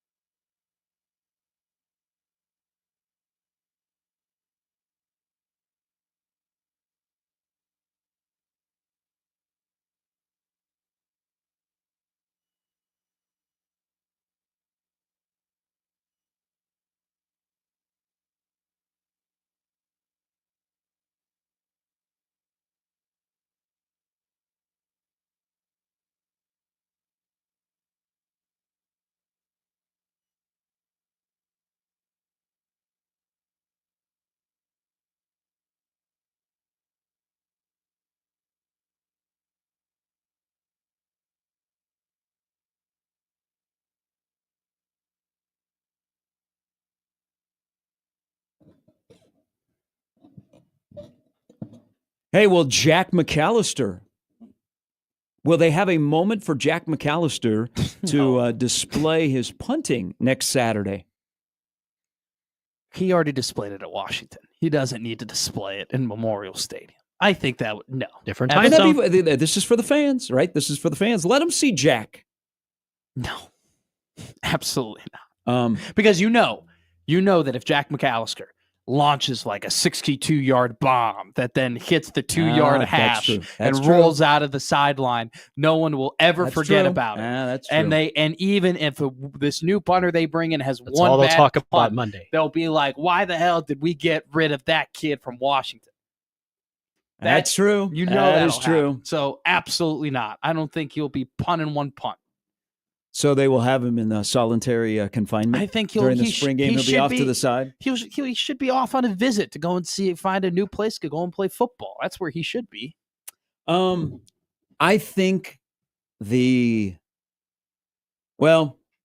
so he kind of knew what they were trying to do, and so they gave him and Camden Cook options of if you're comfortable with the style that they want to do, and they laid it out. It sounds like just Rhule talking yesterday briefly about it, that they laid it out pretty well what the new Mike Eckler punting philosophy is going to be. Yeah. And I also credit Jack McAllister because it's not his strength, and why stick around where you might be doomed to fail, because that's not something you do, and you're not going to try and do it and be something that you're not. But I got to imagine that this was a rough, probably an easier one for Eckler, but a rough one for Rhule because of the timing of you showed up in December, you came through winter. When you started here, we hadn't secured Mike Eckler yet, and we had not gone through the philosophy of what we're going to do. But I've never seen it like this. And again, I think this is something Sam brought up. Matt Rhule is a good person, and I think cares for young men that he coaches. And I think in the transactional world of the NFL, he didn't embrace it. And I don't think he wants to make the mistake with players again. And I'm not going to say he's going through a midlife crisis. I've kind of joked about that. I think he's going through just a moment of the game is changing. He likes what he has. He can't keep everybody. He's being forced to cut players, which he never thought he'd have to do in college, where he had to do it in the NFL. I don't know. I think there's a lot of things going on that he's swirling. I think the Jack McAllister moment has done something to him because he had to say, hey. He had to call him collateral. Hey, yeah, he said collateral damage. That is it's a weird thing. It's the right phrasing. It absolutely is. But it's weird to hear a coach express that out, that we made a mistake. We did you dirty, essentially. And especially from a college coach, too, because that's not, it goes back to the transactional relationship of, well, this isn't, we don't have this here in this game. And so it's a weird, I guarantee you when he said it, it was probably a very weird thing for him to say himself, because I don't think he's ever had to say that before. So you saw Jack McAllister's tweet, and then Rhule addressed it yesterday. And then McAllister followed up, and he responded to a couple of social media accounts I saw that played the clip or had the clip embedded. And I mean, I don't know, see if you could trade him. You could be like, hey, we're going to trade you to a really good spot that needs a punter. Trading thing. You're always back to the trading. Look how easy one day it's going to happen. Hey, look how easy it would be. It doesn't exist. There's a lot of things that didn't exist that we need to have it exist. They'll help. I assume they'll help set him up, and they'll use their connections within the market to try and land him at a decent spot. But at least he can't go to Iowa. I think Matt, they put a no if we're playing you in 2025 tag on him. That's the next thing. I think Matt Rhule is trying to find a balance between having the college game and trying to keep the college game like he loves it, like he enjoyed it when he was the coach at Temple and Baylor, but also trying to find the balance of those transactional relationships that are now required when in this day and age of college football, right? Whether he likes it or not, these relationships are going to exist, plain and simple. Okay. It is there, whether you love it, whether you hate it. And he has to adapt to it. And it may make him uncomfortable. It may be very uncomfortable for him to walk around and have to tell guys, hey, you have to make less money, or negotiate with other guys and pay people a certain amount and have that new relationship of, okay, yes, we're trying to build a personal relationship here, but I'm also paying you this amount of money to do this. And so while that isn't necessary, that conversation, the money conversation happens from the head coach. I don't think it happens from the head coach, but the thoughts have to happen, right? Don't you think that when you're watching a guy play, when you're like, all right, he knows, you have to think he knows around the ballpark of what each player is making. And when he's watching a guy play and maybe they're not playing up to what they're paying him, those thoughts definitely have to come into your mind. And that's an uncomfortable, that in itself, just thinking about that for him, I imagine, is uncomfortable because that's not what the college game was when he was in it. And like he said it yesterday, he did not like the transactional relationships that he had in the NFL. At the same time, that's at this point what he's paid to do. He's paid to balance that, and he's paid to adapt to it and be uncomfortable to it. WrestleMania is coming up beginning tomorrow in Vegas. I said this yesterday as Jimmy played Hulk Hogan's I'm a Real American, which really was a downfall of the show. Board, yeah. Wait, that's where you claimed it was a downfall with that song? We've had all kinds of bangers this week to choose from. Head lice, death. Is this going to be the day that Jimmy dies? And then you bringing up that does Herbie wear underwear today? Mm-hmm. We've hit the full gamut this week. And then the Metro had a little tornado spin up last night. And we had a big board. So WrestleMania 4, Hulk Hogan, who, there have been moments like Randy Savage, a couple others where Hulk Hogan stole the moment from what you would appear to be friends. Like he stole the moment. Wasn't that the last time in Vegas? The last time they were in Vegas, that was the main event. I'm pretty sure it was Yokozuna versus Bret Hart. It was WrestleMania. Jimmy, look that up. WrestleMania 8 or 9. I think it might have been 9 in Vegas. Man, where did they have it back then? But I'm pretty sure that was the last time in Vegas. So I was going through like greatest WrestleMania matches from the Silver Dome, which had one of the greatest matches of all time. But Randy Savage, 2 of them. We could have had a local. It was at Caesars in Vegas in 1993. They've grown a little bit from 93 at Caesars to the Roomba. Mm-hmm. Didn't the Giant Gonzalez wrestle the Undertaker in that Gonzalez that match? Charles Barkley was the MVP of the NBA in his full like muscle suit or whatever. That was really weird. We could have had Ted DiBiase as a champion at WrestleMania from Omaha Creighton Prep in WrestleMania 4 when he was wrestling Randy Savage. It might have been one of Randy Savage's best moments. At WrestleMania 4. But what I was watching yesterday is, guess who ruins the moment? Hulk Hogan. Hulk Hogan. Guess who saved the moment? Back when the commentators, Mean Gene was in the ring, and Gorilla Monsoon and Jesse the Body Ventura were ringside. Star Predator himself. Gorilla Monsoon, very underrated. Yeah. We talk about him back in the day. Very underrated as a play-by-play guy.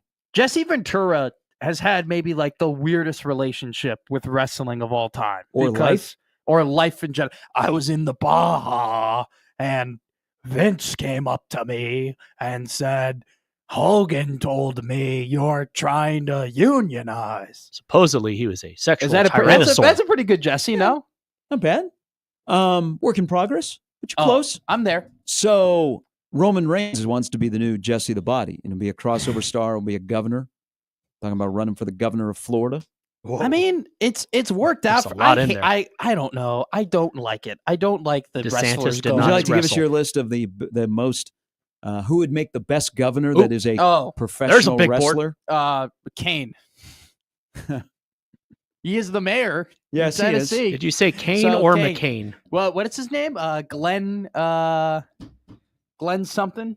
I don't know. Kane. I just know him as Kane. Yeah, he's just Undertaker's brother, in my opinion. No, I hate the whole wrestlers going to Hollywood and acting.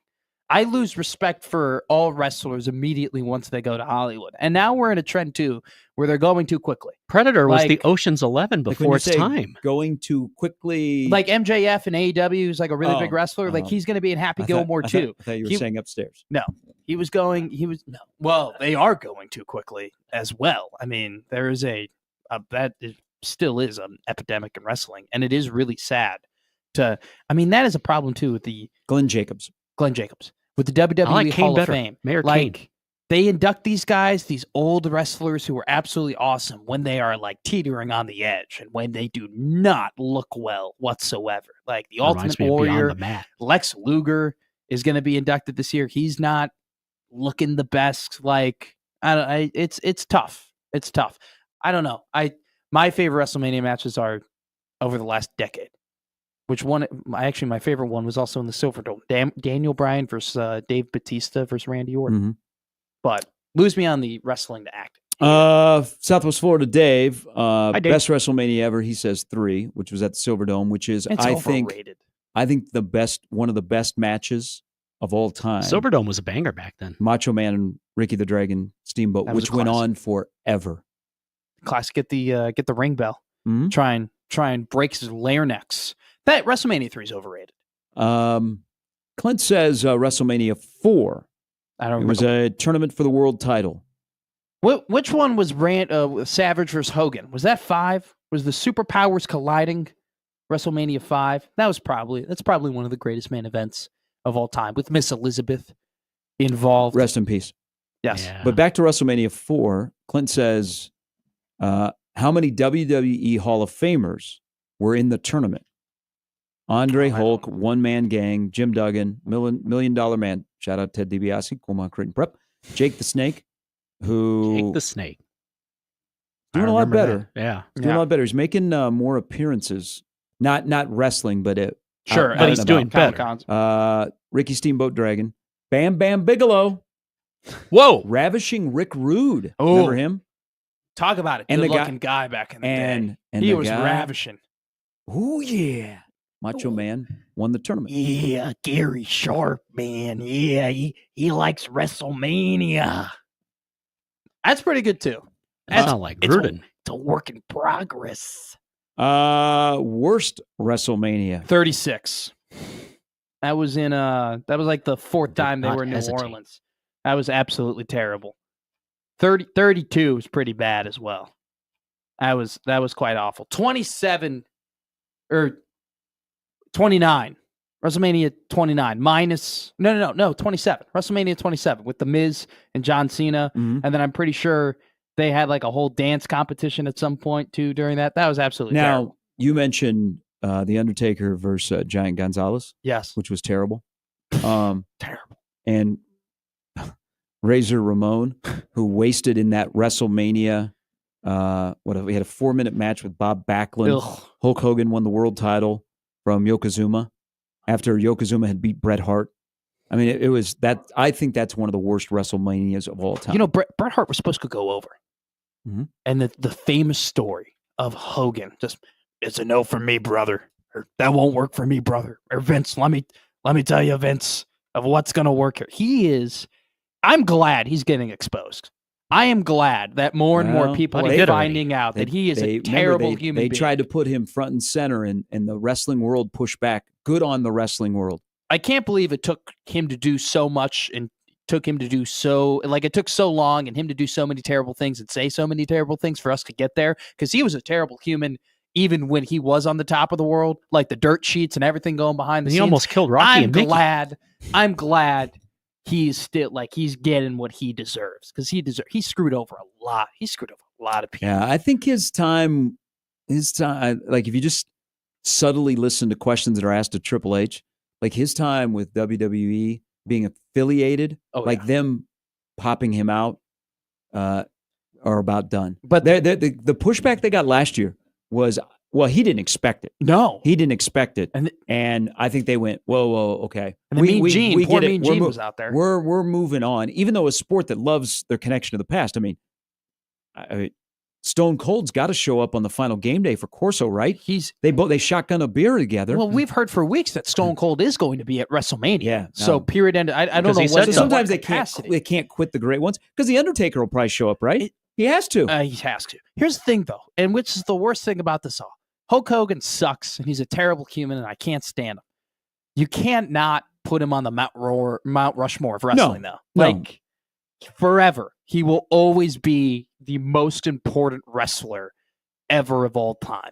WWE does not exist without Hulk Hogan. It is period, end of story. He's awful, Iron Sheik might have a word. but you have to acknowledge the He fact usually did. that he That was a is, follow-up. without him, we are not where we are at today. You know how I learned the Russian national anthem? Rocky Wrestling. Oh. Wrestling. Nikolai Volkov. Oh. You know when they would yes. always do the Russian national anthem, and everybody be booing and throwing stuff in the ring? That's where I learned the Russian national anthem. I learned about the UFC through pro wrestling. Okay. Here is Richard. Good morning, Richard. Richard Richard, wanted to talk about wrestling. He did. He was excited. What? Oh, Why do no. I even ask Call back, anymore? Richard. Call back. Please. Let's talk some wrestling. Phones. All right, WrestleMania 2. I'm going way back now. WrestleMania 2 was a disaster. That was at 3 different locations. Yeah. It was like the worst. It's considered to be the worst televised programming of Yeah. all time And you because had, the satellite signal was so terrible. Isn't that also the Mr. T and Roddy Piper were boxing? Yes. That's also Hulk Hogan lied about hanging out with someone. Like have you ever seen the Jim Cornette, Yes. all of Hulk Hogan's lies Yeah, got video? exposed. Well, and then there's another. So the Ultimate Warrior, which I will die on this hill that there are 2 Ultimate Warriors. That Ultimate. So they did a biopic with Ultimate Warrior. Okay. And he went all in on Hogan. And that was the first time that I was like, really? This was before any video had come out of him banging some other guy's wife and all the other stuff and dropping the N-word. Yeah. But like the Ultimate Warrior went hard after him. But back to WrestleMania 2 with Hogan, that actually might be the worst because not only was it, you're right, it was in 3 different cities, but you would think like a steel cage match could save something. Yes. It was King Kong Bundy and Hogan, and that was brutal. It was terrible. Yeah. It was an awful match. I rewatched it on the WWE Network for $9.99 at the time.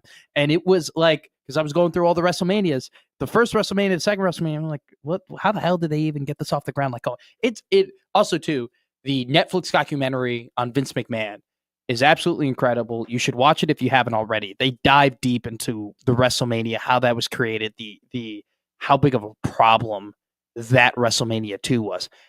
Have we seen the stage for WrestleMania 41 yet? No, Has they that been unveil it released? on McAfee today because McAfee's show is out there. They're going to unveil.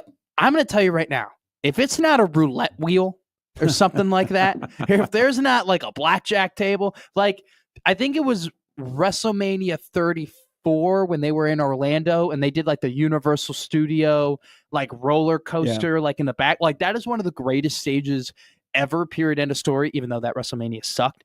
They need to put, like, I need some sort of Vegas flair. I was disappointed with last year's stage. Rick? It was bad. Yeah. It was a bad stage. And I feel like the stage kind of makes WrestleMania in a way. Yeah, but I think when you're in a gigantic NFL stadium, you can only do so much.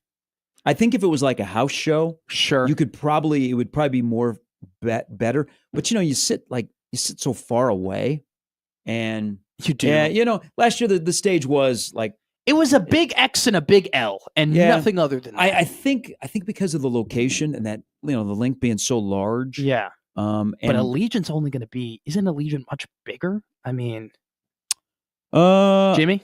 I think it's probably around the same. The Roomba is not that big. Yeah. It's not like 80,000. No, really? No. It's like it's 60, 65. Yeah. Somewhere in that range. It looks massive on TV. They do an incredible it looks like job a big Roomba. of making it. It's not that good. Like, it's one of the, like, there's not that many good reviews that I've seen. Of the Roomba? No, about Allegiant Stadium. I feel Hosted like the I've Super Bowl. I've seen I got a Final Four coming. Because people are We hung got over a there. national championship game of football coming. I've seen some 'Cause bad it's reviews Vegas. on Twitter. Well, yeah. I mean, it's Vegas, baby. Looks fine to me. 65,000. Yeah. And you're always guaranteed to have a terrible field. That's what the Roomba is. Yep. They need to do a good stage. All right, coming up next, Matt Verzal stops by with a thought or two on WrestleMania, maybe a pick or two, a prop or two. We'll talk to Verz coming up next on 1620 The Zone.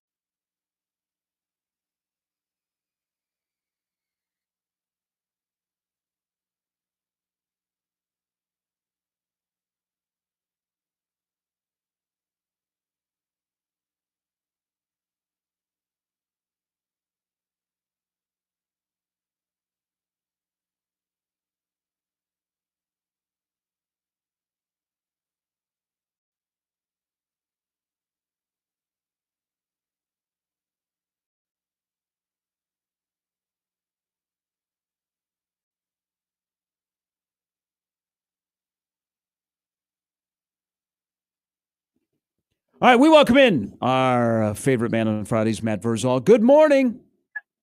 What's up, boys? Hey, when you hear a head coach who has to make a move with a punter who just got here because they're changing their style and that's not in his wheelhouse, and a coach uses the phrase collateral damage, when you hear that, do you cringe or do you go, yep, you're right on? That's the world we live in. No, it's okay. So you want to get and I'm glad the kids are getting paid. Mm-hmm. Okay, that's awesome. Good for you. Now go win. See if they'll pay you more. But you want to be a professional, which is what you're holding yourself out to be. You will get treated as a professional.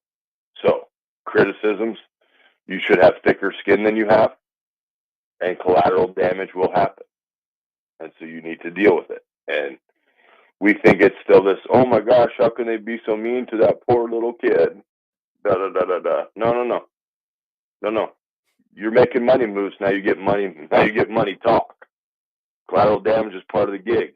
So if society doesn't like it, tough F. This is the way it is. So deal with it. Are you yay or nay on rugby style punting in college and the coverage that goes with it? If it doesn't get blocked, I don't care. Well, does the ball get in the air and did it not get blocked? Yep. Okay. However, you drop kick that SOB for all I can. Hey, but wasn't Get it out of there? Wasn't there a game a couple of years ago? Didn't Nebraska have a punt blocked? What was his name? He had all kinds of vowels in his last name. They tried rugby style, and they actually had a rugby style punt that got blocked. Oh. I'm gonna look this up. Yeah, Or you like look that one up. That's, yeah. I wouldn't know. I love all my buddies that are in the kicking profession, but just do your job. Get the ball so the defense can go on the field. That's it. Wow, you not even what do we care about the cover guys? Yeah, not even the field positioning.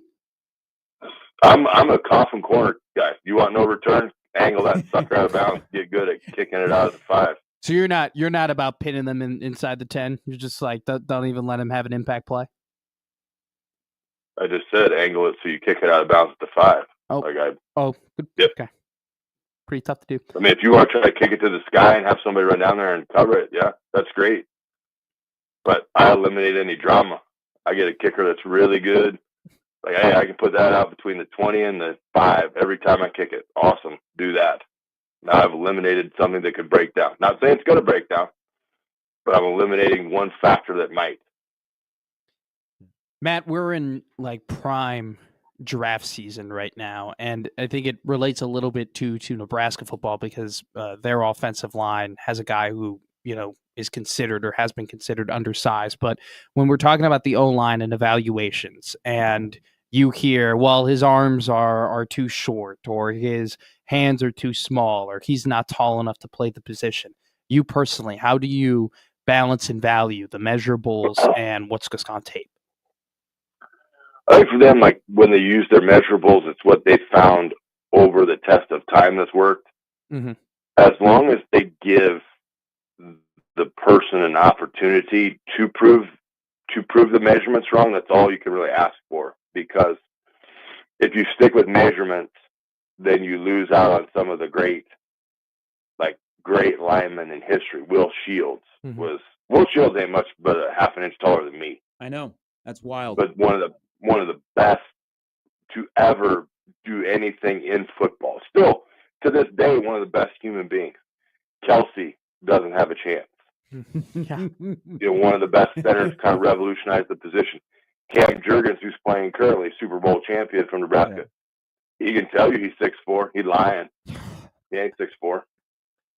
But you have to find the player. Like Gray Zabel from North Dakota State will be a dude.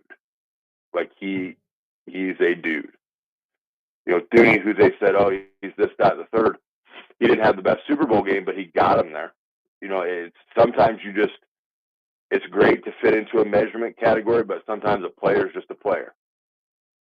Hey, Matt, so doing a lot. We'll just stick to the draft because it's a lot about. It's a really big offensive line and D-line draft anyway. But just a general question. I was going through and I'm reading stuff, right? And they go, well, in this draft, there's not a lot of premium positions, right? There's not a lot of offensive tackles. There's not a lot of there's some edges here and there, but there's a lot of non-premium positions that are available, like guard, like center.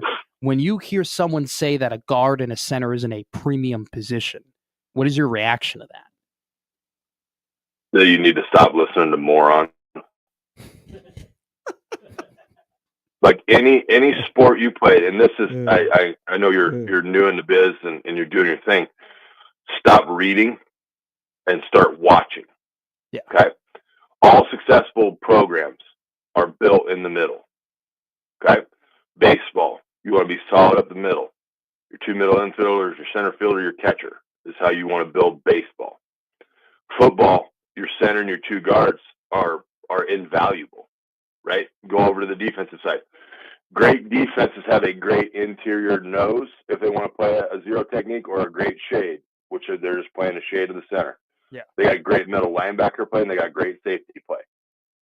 Like it's people want you to think they're smart because they can't go watch film and see. So they downgrade. Oh, it's not premier. They're premier because you're paying them more money than everybody else. And when you get into the situations you shouldn't be in, where you're having to pass it, then you got to have this dude out there that you're paying all this money to. But you want to be great, control the A gaps. If I have control of the A gap, good luck. You're gonna have a long night. Yeah. Because when I control the A gaps, I control the game. Mm-hmm. One of the guys that's going to live in the A gap spoke yesterday, Keona Davis, and his body has grown up. He went into the portal, came out of the portal, and now he's learning how to play scary man football in the Big Ten in the interior defensive line. But him speaking in front of media and his persona on the field are completely different. Mm-hmm. You have a guy that that comes to mind that was a flipper, like when they were talking to the media and answering questions, you're like, man, that guy is somebody I'd want to date my daughter. He is the nicest guy. But then when the practice started or the games happened, he was completely different from his persona in front of a microphone. For sure. Told it on here many a time. The pride of Hyannis, Nebraska. Terry Keneally. He still lies. He still lies to this day about it. I was a redshirt freshman on scout team and couldn't block it. Like couldn't. So, McBride's pissed at me, which he should have been. So I start holding. Like, I'm holding everything. He beat me on a good move. I just grabbed his jersey and I'm water skiing behind him. And he turns around and he MF'd me, and he's just the rage in his eyes. He's like, I will kill you and your family. And I was like, I believe you. I was like, I think you will. And so then the session gets over and he takes his helmet off. We're walking to get water. He goes, hey, Bruce, how's it going? And I was like, what? He goes, yeah, how's it going? I was like, you just threatened to kill me and my family. He's like, no, I didn't. I didn't do that. That wasn't me. I was like, yeah, you did. I have 22 witnesses, like right here. Like, I didn't do that.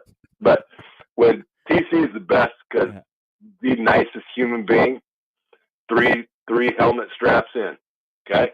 Yeah. 4th strap, get out the way. Like, just get out of the way. He's just awesome. He's the best dude ever. He is. When he was his post-playing career, we got him on the radio network, and you would think, okay, you're going to meet this guy that is this hulking personality that, wears number 99 and was eating up running backs and quarterbacks. You're right. He was, the first time I ever met him post-football career, he was the nicest guy.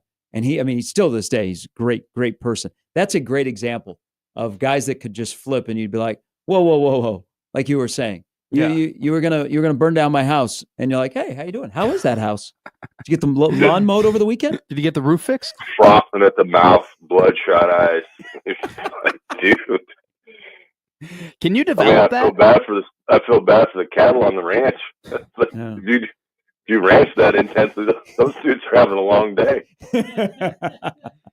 Matt, can you develop that? Are you just born Yeah. with that? Are you just born with that nastiness and with that like craziness, or can you at some point be like, no, I need to flip a switch, and this is what I need to do? You're born with it for the most part. Now, I do believe it's in everybody. I just don't think a lot of people get to the point in their life where they have to release it. Yeah, like it's in everybody, and everybody can snap. It's just what will make you snap. And when you talk to guys that play football, like violence is always in you. Mhm. It's always in there. It's just how can you control it? Like Aaron Taylor. Aaron Taylor was another one. I almost said a bad word. That little vertically challenged person, same way. Like he would just go into a fit of rage and just go crazy. I mean, it was awesome and it was fun, but that's in everybody. It's just the first time it releases for you, it's going to go one way or the other. You're going to be like, man, I really like that. Like, that was awesome. Or you're like, oh my God, who am I? And so how you deal with it is how it goes. But yeah, those are two of the tall, the Mutt and Jeff of football That is true. rage. You got a WrestleMania moment you remember? Do you watch WrestleMania? Do you care? Matt, we lose you?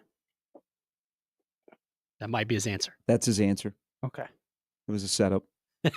No, still here. Yeah. This weekend in Lincoln, Northwestern, is this the weekend that the brooms are out? They need to be. I mean, it's fortunately for Nebraska baseball, everybody ahead of them, and I don't know how many get into the tournament, probably 8. 12. But everybody ahead of them is who they play now. So they went on a mini heater last year and ended up winning the tournament, and you need a mini heater and then some to try to win this tournament. So we'll see. Yeah, they're playing well. They've won 9 straight against Northwestern. And of course, Max, as you know, since the 1st of April, 13 hits, 11 RBIs. And he was in front of the media yesterday. He handled it very, very well. He is becoming very, very comfortable in front of the media, and I love it. They may have had some media training through there. Did you give that to him? Listen, you're going to be representing the family here. I can't have you sound like a dumbass. So don't be saying, Good stuff, my friend. Have a good weekend. See you, boys.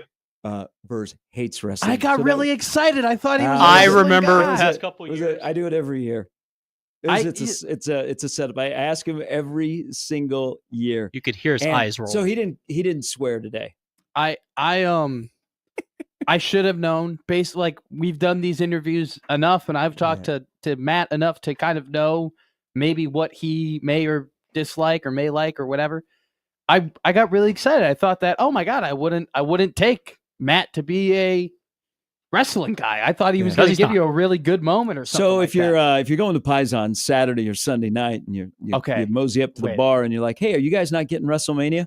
Just hope that 51 is not behind the behind the bar. Can I tell you something right generously, now? I am not playing a bit. I'm not making a joke.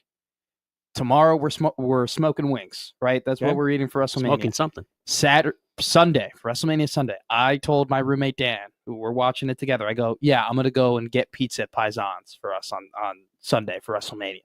No joke. So that's funny that the owner of the place does not like the event I'm picking up. He likes the real wrestling. He likes the Mark Mannings of the world. Who does? I told you, I got into UFC because of professional wrestling. Because I was like, Brock Lesnar also is in the UFC? No way. I gotta watch him. I gotta watch him fight. Flipping the switch, very fascinating. And then CM Punk joined the UFC, and I'm a massive CM Punk fan, and I watched him get his butt whooped against Mickey Gall. Aaron Graham is another one of those guys. They're all like back in the 90s teams. Aaron Graham was like in interviews super, super nice with his Texas accent, but on the field he was nasty. Like Zadiska is different. Like Rob was a little bit edgy when he was still in college being interviewed. But of course, everybody knows Dr. Rob now. You were like, you were really that guy that was beating the crap out of people from the tackle position? That's awesome. Yeah. Uyghur wasn't any different. Like Uyghur was the same. He wasn't a flipper. He was intense on the field, and like in interviews, he was super intense. But Terry Connealy is a perfect one. Terry Connealy is literally one of the nicest people that I think has ever played football at Nebraska. Trying to think if I knew So anyone damn like good. that. That Colorado game, he's just everywhere. No, I think. Well, the thing about Terry, and he came from Hyannis and walk on, and people are like, I don't know, and then he grew up to be a big boy. He is part of, and I got into a Twitter discussion, I think after the Royals announced that Alex Gordon was going into the Royals Hall of Fame. Like there's an iconic photo of Alex Gordon in the College World Series. I think it's the College World Series, or it's the Super against Miami in the same year. But it's one that's shared a lot of Gordo is just caked with dirt. Yeah. And it's at home plate. So that's like one of the iconic photos. Like Terry Connealy is part of one of the most iconic photos in the history of Nebraska football at the Orange Bowl in '83. I mean, that's a picture that I bet if you went into a lot of man caves, you would see that picture of him making a tackle and holding up his fist. I mean, A lot of avatars on Husker Twitter. what was that it? one. So I love it. He playing there. He made guy. I can't remember the name of the wide receiver. So he makes the tackle, and he's got his white pants are just grass stained, and he's got the midriff showing up. And he makes the tackle and he points. That's like I would consider that one of an iconic photo. Do you know anyone over the last couple of seasons who really played with a nastiness that you can think of off the top of your head that like it was clear? Like I can't really think of that. I feel like that's been missing in a way from this football team. I don't know. Keona Davis strikes me as a guy that when you watch him play, like he's different. But like yesterday, you would have thought, that kid's like the nicest dude ever. He's the nicest 18, 19-year-old kid I've met in a while. And you're looking at him and he was talking pretty soft and articulating well. And then you look at his arms and you're like, oh, he could pop me like a pumpkin. All right. We'll share some final thoughts and send you into the weekend when we return. It's Gary and Matt with Jimmy on 1620 The Zone.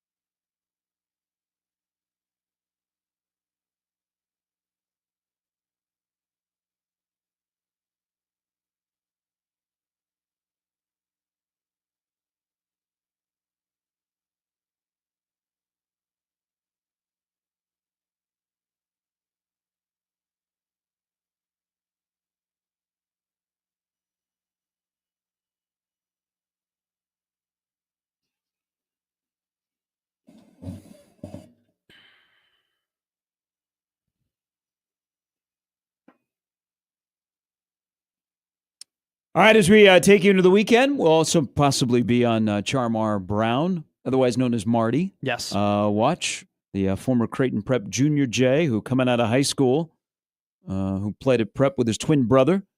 One of the best running backs in Omaha, but only had MAC offers, went to North Dakota State, redshirted, and this past year was the best FCS freshman in the portal, does have representatives. There's mutual interest between Nebraska and North Dakota State, but there is some competition for, I still call him Marty, Charmar Brown. So we will see, but there is mutual interest between Nebraska and Brown, but there are other people that have interest as well. 1,200 yards, 15 touchdowns, 4.8 yards per carry. I think it'd be a great addition to the running back room. Give a little competition, hopefully maybe even push Emmett Johnson in that running back room, but most importantly, just add some much-needed depth in that position group. Well, if the interest being mutual, it tells me that they don't believe that Parker and Booth will be contributors in 2025. Yeah, and it's hard. I mean, I just think that when you look at these three running backs that they're supposed to have behind Emmett Johnson, you have one attempt for 4 yards. Mm-hmm. And in a running back system where we've seen plenty of two-back stuff that they've done, it is incredibly concerning to me that that's what they have. And the fact that there is mutual interest, like you said, tells you that those guys maybe not have had the spring that you were hoping that they bursted on and proved that, hey, I can be the number 2. And also being available helps out as well. But good on Marty because he'll have some options, and that's good. He's played himself into having that after his year at North Dakota State. All right, the NBA playoffs begin this weekend. The play-in games are tonight. Find yourself a Trae Young fan. Get out of Atlanta, my man. I mean, he's got to get out of Atlanta. Man. You can get in, by the way, I want Trae Young to get out of Atlanta. You can get in Memphis, and there's no guarantee that Morant's going to play tonight. $10. Get you actually a good seat at the FedEx Forum tonight. Yeah, that's not like Memphis. For the Memphis Grizzlies and the Dallas Mavericks. The Hawks fooled me. When they made the Western Conference Final, or the Eastern Conference Final. Way back in the day? What was that, 2 seasons ago? 3 seasons ago? And you were like, Doc. oh my God, like this is an actual, like, you know, they have Reddish and they have Hunter and they have Young and Clint Capella.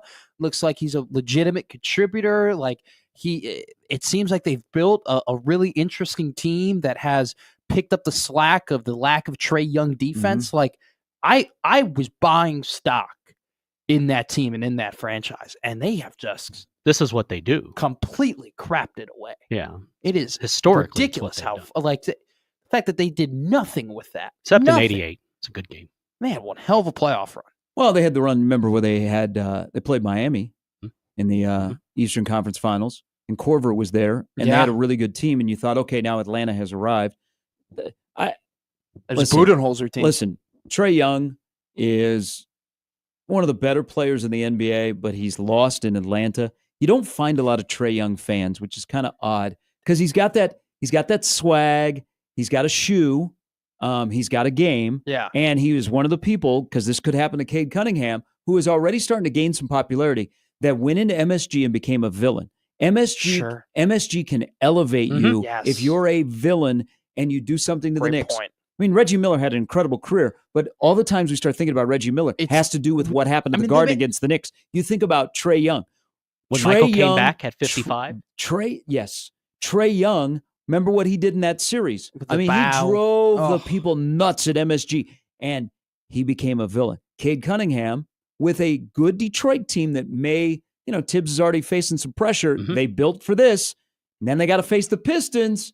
Cade Cunningham could be that next guy that elevates his game just because of what he's done at MSG against the Knicks. You talk about there's not many diehard Trae Young fans. I know that the NBA is licking their chops thinking, hey, we might actually get a Celtics-Lakers finals here, that this is a legitimate thing that can happen. Let me tell you something. Oh, Boston. They need we got you, Joey. Oklahoma City to make the finals. The NBA does? They need that massive market of Oklahoma City? It's not about the market, Jimmy. It's zero about the market. It's about the exposure of young stars. They need young stars to be on the highest platform. They need young stars to win championships. They need this new era to come in and start winning, so we can have Shai Gilgeous-Alexander fans and Trae Young fans and all these guys who are we need this new generation to win. I understand they're in smaller markets, but this is what they need more than anything. We David don't. Stern rolling over in his grave. But I get what you're saying. They need to build those who's guys more than next? anything. I More like than anything. I like Boston in the NBA, and I like Edmonton in the NHL. And here's another thing. Okay. Like all right. you look at the NHL and the NBA postseason. Man, we are on a teeter-totter, and the West is up and the East is down. And it's about destination. Like in the NBA, the Western Conference 3 through 8, there's not a lot of separation. Be tough. But compare the 8 playoff teams, potential 8 playoff teams in the West compared to the East. There's a gap there. Now, there's not necessarily a gap at the top, but 1 through 8. Like the old days. Like there's more places in the West that are destinations than the East. You people in the East, you know what? Your time is over. Their time zone sucks. Your time zone for watching sports, which we used to bow down to you, it's over. Nope. Hey, your domination of sports over. You know what? It all starts right here in Middle America, Omaha, Nebraska, and we go west. We are back. We are taking over sports. Okay, we do claim Ohio State and Michigan as being part of the Midwest. So in college football, we have that taken care of. And Notre Dame, and we get Notre Dame. And you know what? We'll partially take credit for Florida because there's a lot of people from the Midwest that winter that are snowbirds down in Florida. Are you just taking over the country right now? But the East, Shout out Dustin. Your days are done. Okay, the days are done. People are not moving to New York City. You know where they're moving to? Boise. The West has it. They said, "Go west, young man." Shout out potatoes. But do you see the gap?